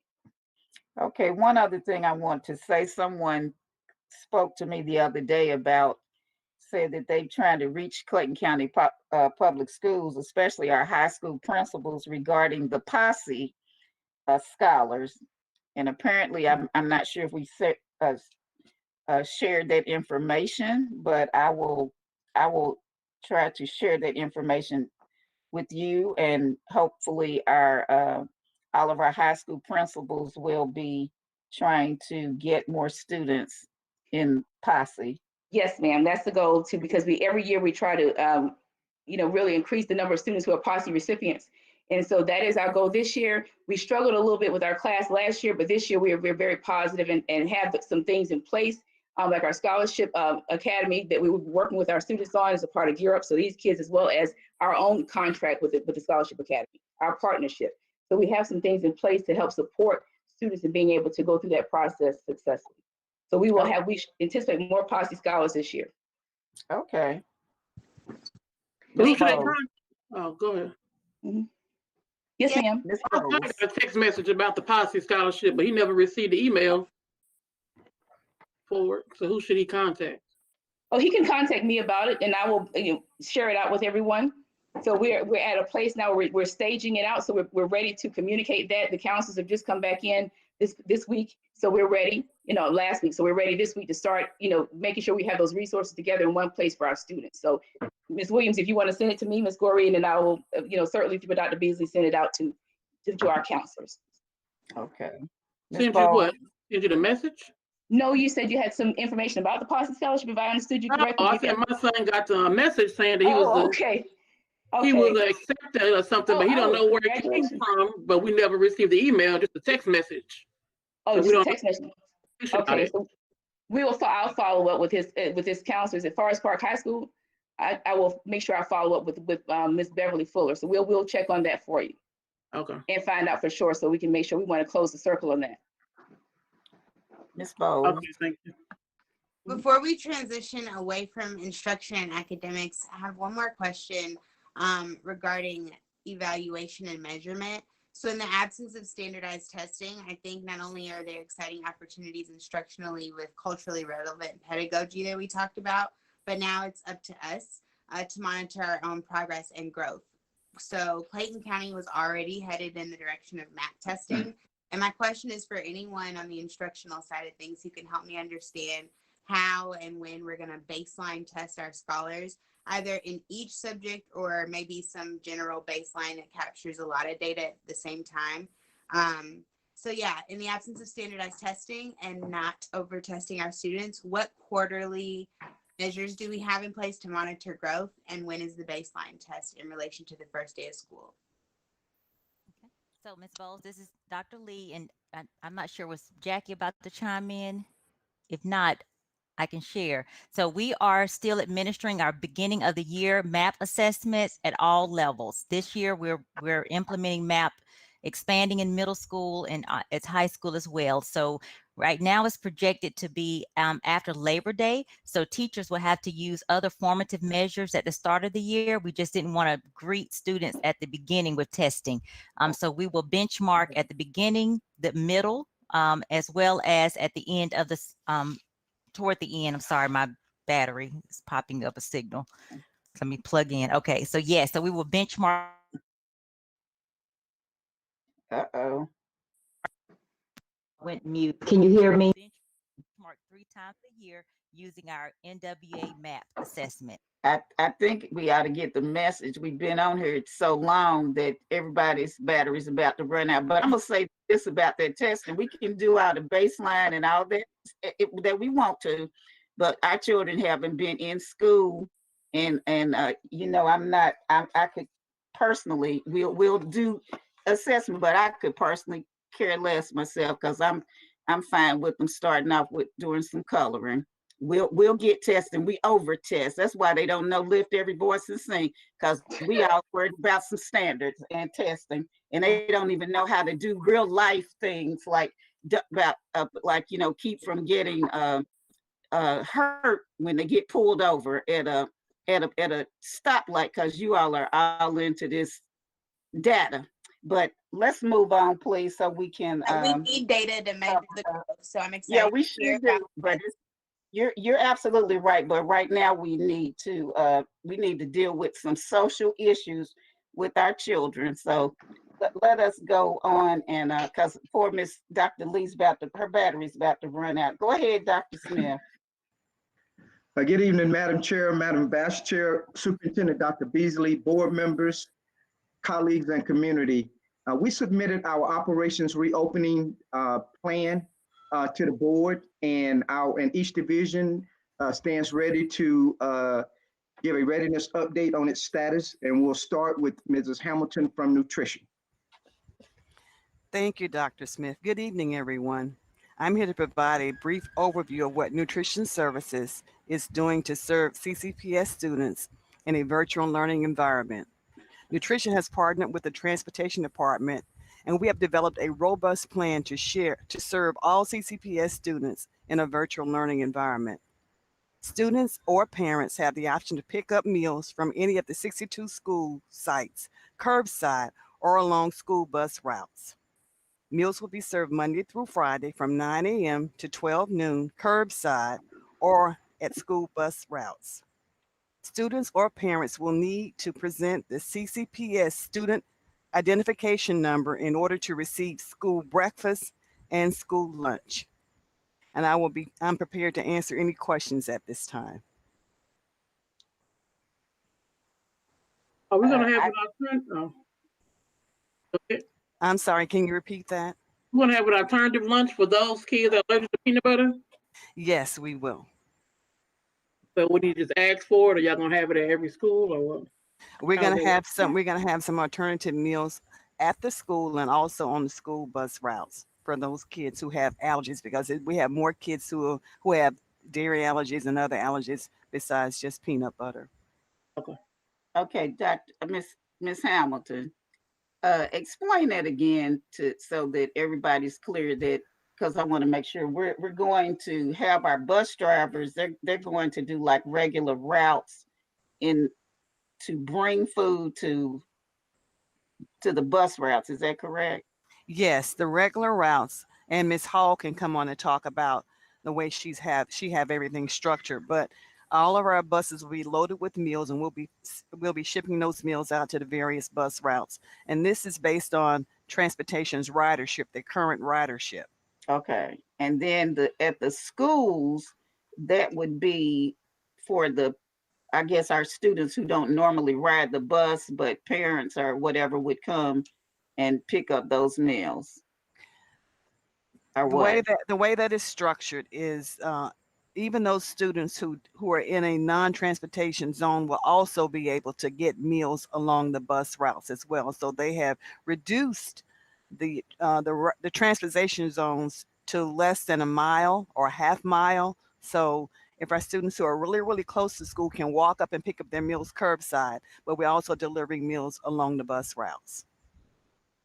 Madam Chair, the bus routes will cover all residents throughout the community. The grab and go is just an opportunity for a parent whose student may or may not be at home during the time those meals are being delivered. They may be going to work with the parents. There may be a variety of reasons why they may not be at the bus stop in order to get a meal. And so that's why we're providing an opportunity for them to stop at any school within their community as well. Okay, because I know we have that mile radius, but I'm thinking, well, No, all of the students within that no pickup 1 mile radius will have food delivered on bus routes as well. Okay, yeah, that's very important. Okay. If no more questions are for nutrition, we'll toss it to Mrs. Denise Hall in transportation. Good afternoon, everyone. As Ms. Hamilton mentioned previously, we have partnership up with nutrition to be able to provide delivery services to all of the CCPS students within our communities. So far, we have developed 219 routes that will service the non-transport zone, in addition to the students that we currently transport for. And this also includes our DES students who have specialized nutritional meals. Our meal service transports will start at 8:30 a.m. and the drivers will run until completion. Students will receive breakfast and lunch at each delivery, and nutrition will have the website, the route sheets posted on the web, in addition to transportation, posting them on our website. We are in the process now of doing our web query database, where a parent can type in their address and be able to identify the closest meal delivery stop to them. And if we don't have a stop that's convenient or available, the parent has the ability to request the stop and we would update that information. We do plan to sanitize our buses in between each run. And so we work very hard with nutrition to make sure that we are servicing the 55,000 students amongst Clayton County. Okay. Do we have any questions? Thank you, Ms. Hall. We'll pass it on to Mr. Kevin May, our Athletics Director. Good evening, everyone. I would like to let everyone know that Clayton County is moving forward right now with our fall sports, the high school athletics for the fall sports season. We have canceled our middle school athletics for the fall, and we will reevaluate those as we move towards the winter, depending on COVID data and what we're looking like throughout the state. All of our high schools have begun with conditioning of athletics under the guidelines set forth by the Georgia High School Association and the Sports Medicine Advisory Committee. One thing I would like to add, and you can see the details of that obviously on the slide that's being presented. I would like to add at the bottom that we are finalizing details with a major hospital and one of our professional sports franchises for athletic trainers in our high school. We feel that is going to be a very significant addition to our programming for numerous reasons, not with just what's going on in society today, but the health and well-being of our athletes moving forward. We have been in constant communication with the neighboring district regarding the status of athletics. Obviously, we're all depending on each other for competition. So what they plan on doing and what we plan on doing moving forward has a bearing on everyone else. All our current communications is that all districts are moving forward at this time with athletics. We are also implementing some social distancing measures at our stadiums that will, as you can see, Ms. Johnson, if you can slide down one slide, please. The social distance, we have marked all seating for social distancing. We'll have some digital ticketing options and plexiglass in the concession stands. We are excited to try to give our kids the opportunity. As you know, many of them use athletics as post-secondary opportunities to try to get to the next level and into college. So I'll be happy to answer any questions at this time. I would like to know, when we're transporting the students to the game, how many students are we placing on the bus? Are we going to use quite a few buses? Because I guess the way I visualize it is maybe the first bus is transporting the first team offensive line and the first team defense, and then maybe the second bus has the second team and the third bus, because that to me would be a problem when you're putting kids on the bus. And then I also need to know, is the band included in this? Because I've been asked about the band. So how are we going to be transporting students on the bus? I know because I know before we were saying we were only going to put about 24 on the bus had we used the hybrid schedule to transport students. How are we doing this for our football teams? Ms. Goree, Ms. Hall, the same principle will apply. We will put 24 athletes per bus. It will require us to use more buses to be able to transport the players and the band, but we do plan on factoring in social distancing on the buses when we're transporting to and from the events. Okay, so our bands are performing. Someone. I'm not sure Dr. Wiley's on the call, Ms. Goree. The last conversation we had was that, Dr. Simpson, do you want to answer that question? Yeah, Madam Chair, bands will not be participating or performing at visiting games, only at home games. Okay, well, I'm just trying to make sure. I'm just trying to see the transportation because I'm concerned about, to me that's just like a oven that you just get. So if we're only doing 24 per bus, then I guess I can live with that. And I also need to know if the popcorn machines will be working at all the stadiums, Mr. May. Ms. Goree, I know you love your popcorn. Yes. Our intention right now is to only sell prepackaged foods. Obviously, with the pandemic going on, our plan is to only sell prepackaged foods for those reasons right now. So we might have to get you to bring your own when you come into the stadium. You know, I live for Friday night football, so I'm just checking. Yes, ma'am. Okay. Sorry, really quickly before we transition to HR, I'm sure all of us deeply support fall sports and extracurricular activities, but I am very uncomfortable with the thought of our students participating in any fall sport and find that if school is virtual, I'm unsure about how we're being safe with our athletes, putting them in any situation beyond the school district. So just want to go on.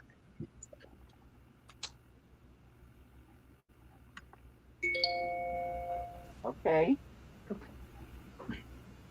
All right, we're ready for Dr. Wilson, Chief of Human Resources. Yes, thank you so much. Good evening, all. Mrs. Johnson, if you would, please proceed to the next slide. Wanted to share some information with all regarding some repurposing of positions during the time that we are working remotely. There have been a number of positions that we've identified that can be repurposed so that these individuals could continue to remain employed with CCPS, and most importantly, support our students during this time, as well as our faculty and staff.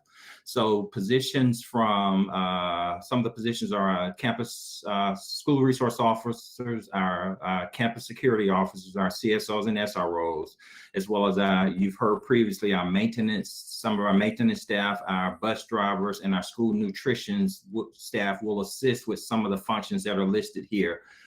With the preparation and delivery of meals to our students throughout the Clayton County community, assist with home visits and off-site visits for students, the same as if we were in school for those students who may not be in attendance. There may be some safety concerns that may need to be addressed. Some of those individuals will be repurposed for that position as well to assist collaboration between safety and security and our student support division. Individuals will be used to clean and sanitize our facilities. This is more in line with our custodial staff. So those individuals will still be working during this time period. Additionally, some of the functions will be to conduct internal and external perimeter checks. This is more in line with our SROs and our CSOs and our SROs during this time period. As I mentioned previously, some of them, our paraprofessionals, some of our school sites-based staff will assist with monitoring of student attendance. Although there is a person in the school to ensure that it's done, but with this being virtual, we needed some more hands on deck to assist with monitoring that. And you have heard previously that there will be assistance needed to deliver instructional supplies and/or materials to students during this time period. So I wanted to provide a brief overview to the board and to the community of some of the repurposing that will take place to ensure that our students do not go lacking during this time period. And I'm available to answer any questions you may have.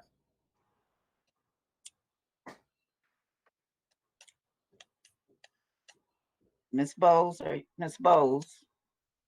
Yeah, I think it's really smart to repurpose some positions and continue to be curious, especially about the repurposing of SROs and CSOs, not only given the climate, but when I think about internal and external perimeter checks, I'm also thinking about how our CSOs and SROs can be involved instructionally or even in class or to help amplify some of the SEL initiatives.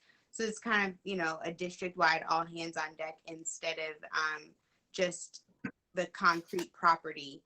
But thinking of ways that they can actually converse and communicate with our students, build relationships, and again, incorporate all of the things that would be awesome in a classroom, even through mentorship and one-on-one. So. Okay. Thank you so much for sharing, Mrs. Bowles. I'll certainly connect with Chief Trawick and SLI and CIA to see and as well as professional learning if needed, to see how we can collaborate on that effort. Yes, that is an excellent point that Ms. Bowles has made, because I think that considering the climate, this would be an excellent opportunity to understand that we shouldn't always have an adversarial relationship with the with officers. And we used to have our little, we used to do something with the sheriff's department where they came in, and I can't remember the name of it, but as she said, that it's an excellent time to have some mentorships with our students. Okay, sure, certainly. I will certainly share with the team to see what we can come up with. One thought that comes to mind quickly is that perhaps like career day, not a career day specifically, but typically where they will have guest speakers. So perhaps they could invite some of those individuals to a part of their class sessions to kind of talk with them, but we'll toss around some ideas. Okay. Ms. Corey? Yes. I remember that program with my children. It was like a junior deputy program, and they would get a little badge and little IDs, and you know, it made it fun, and they got to meet officers in a positive way. Yes. And so I think that is something we should look at doing again. Okay. Thank you. Understood. All right. It's next item. I think that concludes the presentation for this evening. We'll go ahead and go to Safety and Security Quarterly Report. Chief Trawick is, I believe, on the line. Good evening, Madam Chair, board members, Dr. Beasley, community members. I'm sure you've had an opportunity to look over the executive summary, and I'm here to answer any questions you may have, especially as it relates to some of the activities we were involved in since the school shut down due to COVID-19. Well, Chief Trawick, can you address the statement or the idea that Ms. Bowles just mentioned, since you're up? What are some of the things that the security department can do as far as those mentorships and establishing some relationships for social emotional learning? Well, you know, we've done a lot of what you mentioned. It's unbeknownst to some of you, but especially in the elementary school setting, where we actually do the little junior, like Ms. Baker mentioned, the little junior police officer thing, where we go to the elementary school because it's more popular with the younger kids, not so receptive for the middle and high schools, but we actually have programming specifically for the elementary schools. And then, you know, we have the patrol for the middle schools, the safety patrol programs. As a matter of fact, we were recognized nationally year before last because of our program over at Babb Middle School, and I'm sure many of you all remember that. We also participate in conflict resolution and peer mediation programming in the schools. So we have a lot of opportunities where our students recognize us as being a resource. As a matter of fact, many of them will refer to dealing with us versus municipal police because they understand that we're there to support them and that we don't have the concept of adding to the pipeline to prison.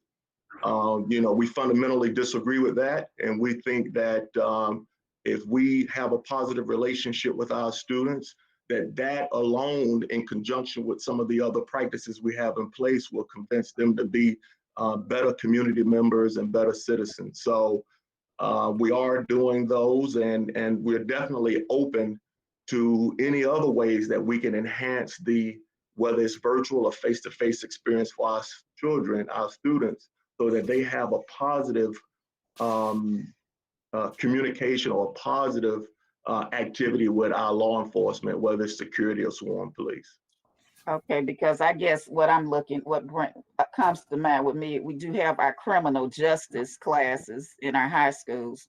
And to me, that would seem like a perfect place to, as she said, with teaching a class, with doing peer teaching or team teaching with some of our teachers that do that. Because actually we do have a couple of teachers that actually were your SROs and now are actually teachers. And one that comes to mind is Miss Brown at Riverdale High School. Correct. We have a few other ones as well. But we're definitely open to it. Any way that we can collaborate with the instructional piece, we're definitely open to it. Thank you. I'm glad you went back to that, Chief Trawick, and that you're open to it, because the instructional piece is more what I'm thinking about. The mentorship is critical, and I think that would be, you know, just smart too. But even listening to you say, oh, it's better received in elementary, that's probably true, but our middle and high schooler students need us most. And so when I think about other ways, even beyond mentorship, I'm thinking about even what if our SROs serve as reading interventionists, or like, you know, just read with our students, or the instructional piece in addition to the, you know, just coming in to talk about mentorship or the role of an officer. I think it's a really cool way to have a deep, meaningful relationship that goes beyond that day of celebration when the cops are in class.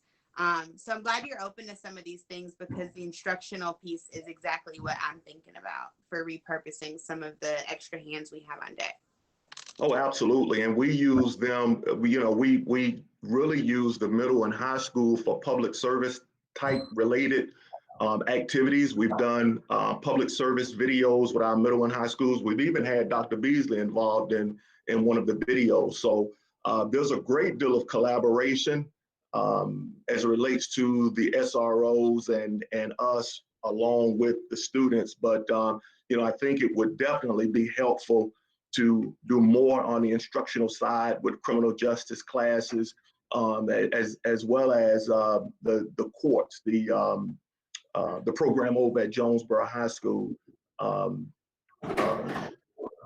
I can't recall the name of the program now, but it's mock trial team. Mock trial, absolutely. The mock trial. I think, I would love for us to collaborate with that and maybe enhance the mock trial and put something similar in some of the other schools. So we'll definitely come together, see what we can develop, and see what we can implement along with the instructional team.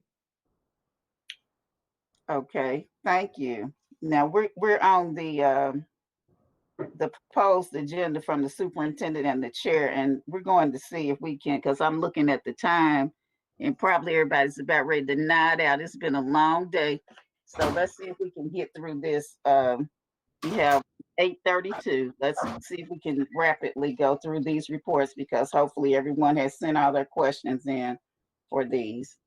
So let's see if they can follow directions, Ms. Gorey. Ms. Emma Benton's first. Business Services.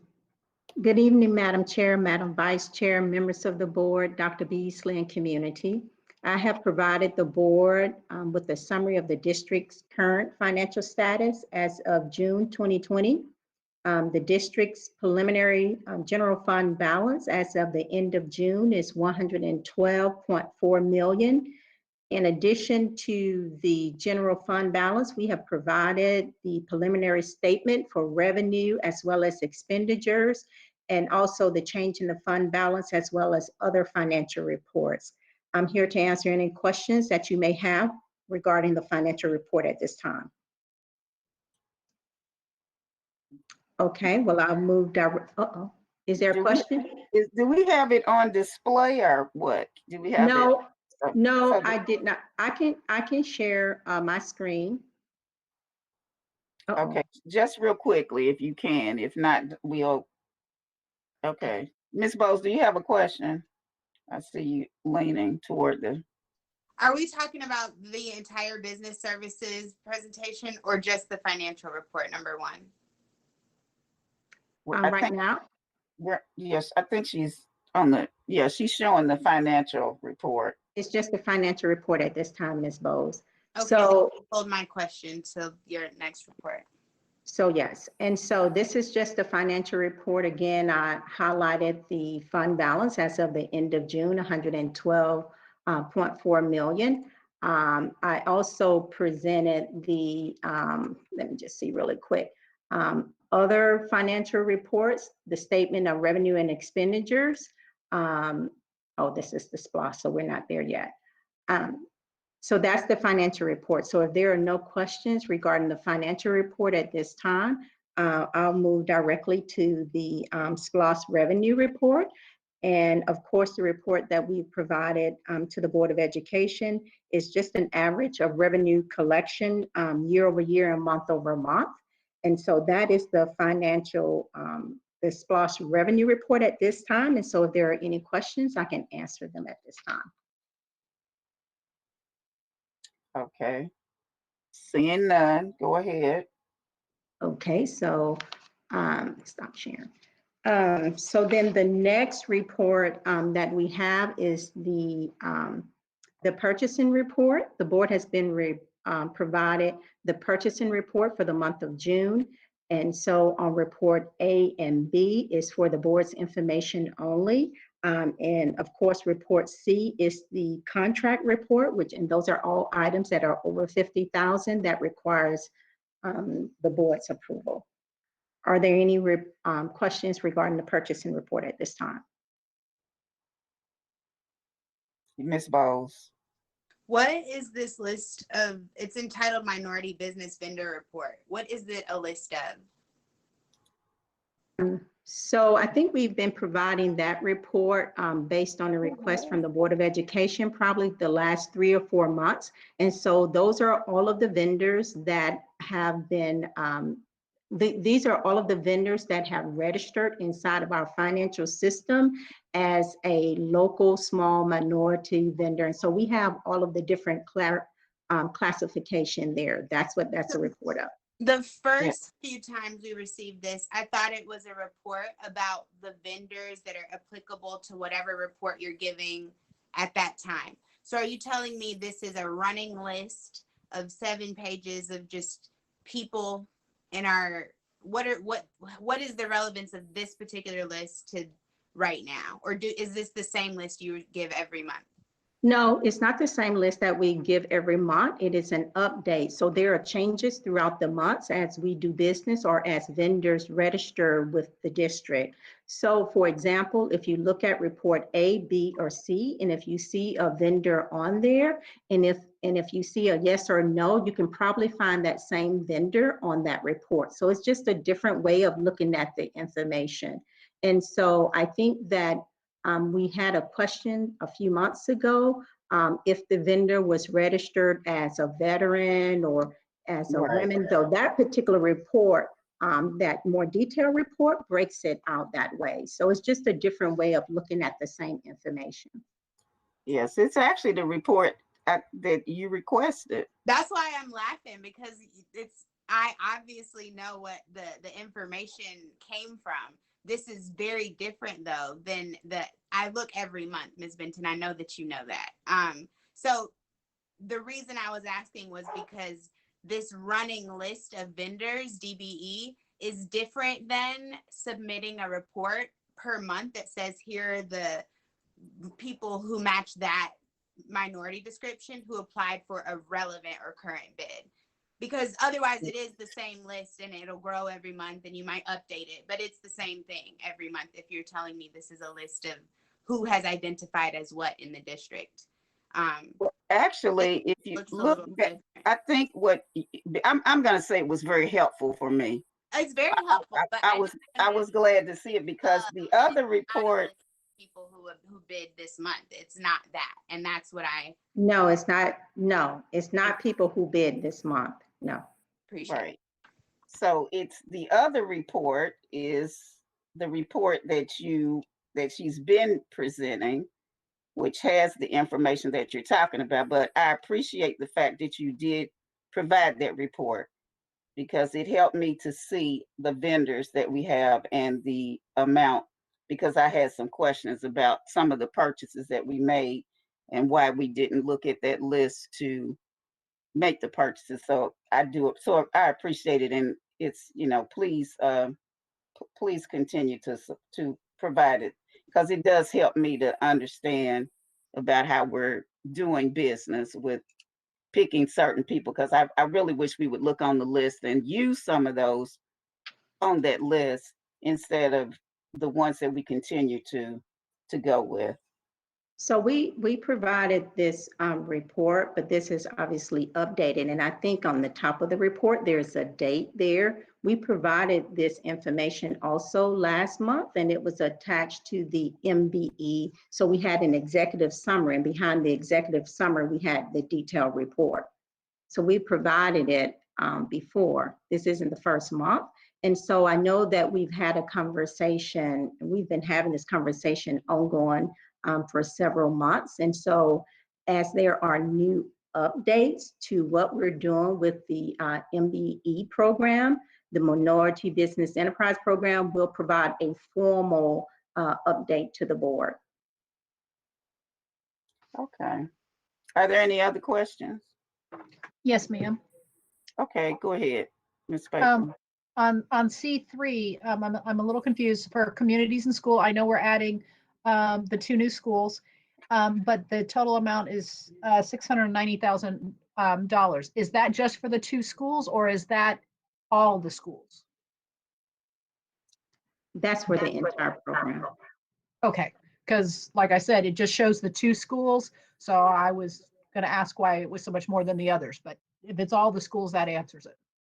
I think that Ms. Baker, inside the write-up in the executive summary, I think I saw where there may have been 6 schools listed, but I can't really remember. But in the executive summary. Okay, I'll go back and take a look. Like I said, I was just looking at it and a little shocked there. So thank you. You're welcome. Do we have any other questions? Okay. Okay, next we'll have Ronnie Joseph for the construction SPLOS update. Good evening, Madam Chair, board members, Superintendent Dr. Beasley. You've received the SPLOS construction update for the month of July. 4 payments were made totaling $5.4 million. There was 1 deductive change order, an amount of $14,237. At this time, I'll be glad to answer any questions the board may have.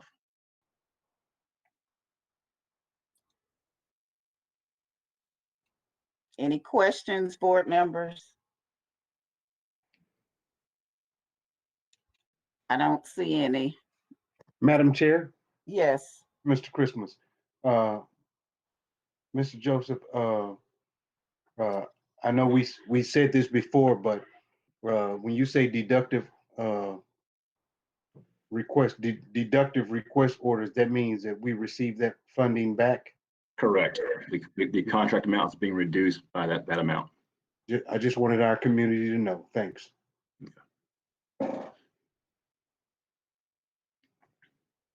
Any other questions? All right, moving right along. Next, we have our HR report, Dr. Wilson. Yes, good evening again. The personnel changes report summarizes all personnel actions for the period of June 12th through July 14th, 2020. As of today, there are 175 teacher vacancies. For the same period last time, there are approximately 200 teacher vacancies. As of today, we're approximately 95% staffed with teachers. Although we have a couple of more weeks prior to the first day of school for students, principals are identifying long-term substitute teachers to ensure instruction is delivered to students. Of course, if they find a highly qualified teacher in the interim, they will certainly recommend that candidate, and we will proceed accordingly. Those substitutes who will be in place, they will be issued laptops and provided the same training as our regular teachers are. As I mentioned just a second ago, over the next couple of weeks, we'll continue to work with principals to ensure that they are hiring the most qualified candidates to work with our students in Clayton County. And lastly, I would just like to thank the collaboration between HR, principals, and school leadership to making this hiring process much smoother for our students and our principals, and our employees, our leaders in the midst of a pandemic. We've had some lessons learned over the past couple of years, and we've seemingly worked them out. That concludes the HR report, and I'll be happy to answer any questions there may be. Madam Chair. Yes, Mr. Christmas. I have a question. Dr. Wilson, what would it take for us to narrow the gap of having all those positions filled? That's a continued work in progress, and it's a great question, Mr. Christmas. You know, our goal each year is to reduce the number of vacancies that we have year over year. As you may recall, probably 3 years ago, we started at about 600, and now we're under 200. But to your question, there are a number of factors. I think which one of them was in play until COVID-19 hit is to take a look at the pay for our teachers. When you have districts that are 10, 15 miles away from us, paying the same amount of money for the same amount of work, we are losing a number of teachers. Another effort would be for the district to continue to work on our retention efforts. Those were cut a little bit short in the midst of the pandemic, but we still have the retention task force in place to work collaboratively with our school leaders to retain our teachers. So in summary, pay our teachers more, make certain they're the highest paid in the district, and allow us to source for the best of the best, because, you know, money does talk when it comes to teachers. Thank you so much.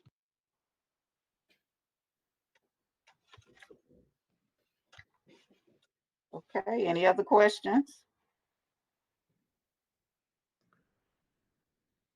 Okay.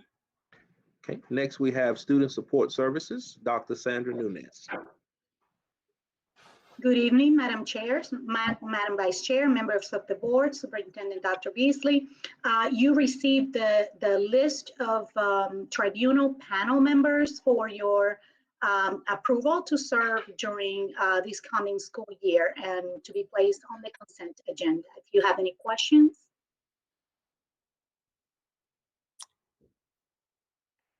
Are there any questions?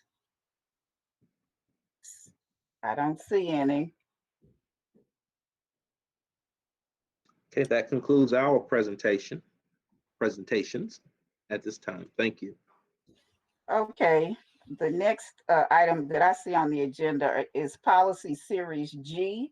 This is our third read. Now, we have removed this before, and I did see a couple of questions today.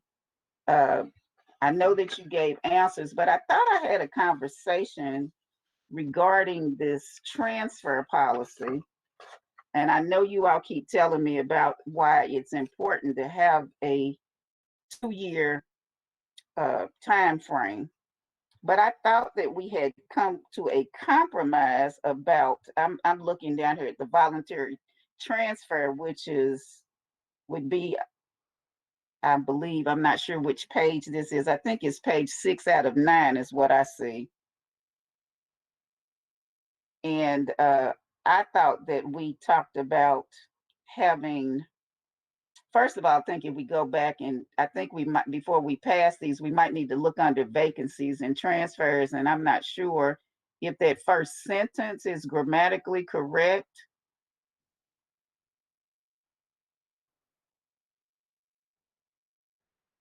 And then when we get down to talking about the voluntary transfer, because one of my concerns now is the fact that last year we took out the evaluation instrument because of the pandemic. I believe that's going to be the same case this year. But we have some people that are, and I hate to use the word stuck, but they are stuck at schools where they want to transfer out. And we're having some situations with them and principals. And I think it's only fair if we're going to sometimes, well, like I said, there are principals and teachers that do not see eye to eye. And sometimes administrators will use the leverage of evaluations to keep people in place.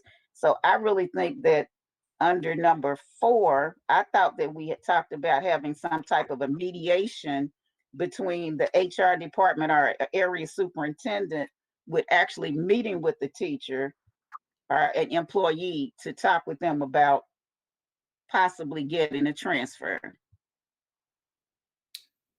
If I may, Ms. Gorey and other board members, this policy last came before the board in December of 2018 and was approved in January of 2019. There was some discussion around the 2-year period. And I think the board voted to leave the policy as it was with 2 years. And at that time, it was shared and discussed that there are provisions in place for employees who are having difficulty or conflict in their school. Okay. One layer of support to those. I'm sorry. No, go ahead. Okay, one layer of support is for the employee obviously to meet with his or her supervisor. If they don't get any remedy there, the next level would be their assistant superintendent to meet with them. After those attempts have not failed, if it's something that's a violation of, I guess, rule, policy of law, there is a grievance process that is in place for employees, all employees, not just teachers, to avail themselves of. So there are processes in place to address employee concerns. Respectfully, if that's the board's decision, of course, we will do it. I don't think we should intermingle employee grievances and concerns with the transfer process, because there are 2 separate processes and there are things in place to address both. Okay, well, I'm looking for something in writing that addresses it, because I don't see it here. Because I know of a couple of situations right now where a person is just sitting, wanting to transfer, able to even transfer to a different position, but is being held back because of the administrator at the building. If I may, Ms. Corey, is that, I know we can't talk specifics here, right, and specific employees. A couple of questions I would have is that did that employee receive some unsatisfactory evaluation? Or is there some reason that the employee was not eligible for a transfer? Well, we're not going to discuss it in right now, but I'm just saying that I need to see something in place here, because you're saying that there is a remedy. I would like for you, can you send a remedy? Can you email us something that could be added here so that a person could fairly transfer to another situation? A person that's a veteran teacher that has done well, and then sometimes you have a little change in administration, and that person may not see eye to eye. I'm sitting up here looking at Dr. Simpson, because he's probably one of them people, when he was in school, you might be the person that may not, he probably didn't understand what I mean, but I'm just saying, do we have something? Because I actually have a statement. I just basically said a type of that an employee may be able to have a mediation between the HR department or area superintendent to see if they can, it may be administratively place that employee somewhere. You all do it all the time when you all want to move people out of places. You just move them. So, Ms. Goree, we will certainly send something to the board, but there is a process in place for that, where there are options for administrative transfers. But that is when the assistant superintendents and the team have determined that there are no other reasonable options to resolve whatever conflict it may be. So maybe that's the statement. That maybe you can add that statement. Okay, we will certainly take it under advisement and report back to the board. Okay, because we need to vote on this next week, don't we? On Monday. Next Monday, correct? Dr. Beasley, don't we need to vote on this on Monday? Yes, that's the only one you need to take action. Okay. Do we have anything else for under board matters? We have policy series A, policy series B. Board members, do you all have anything in policy series C? Do we have anything to add to those?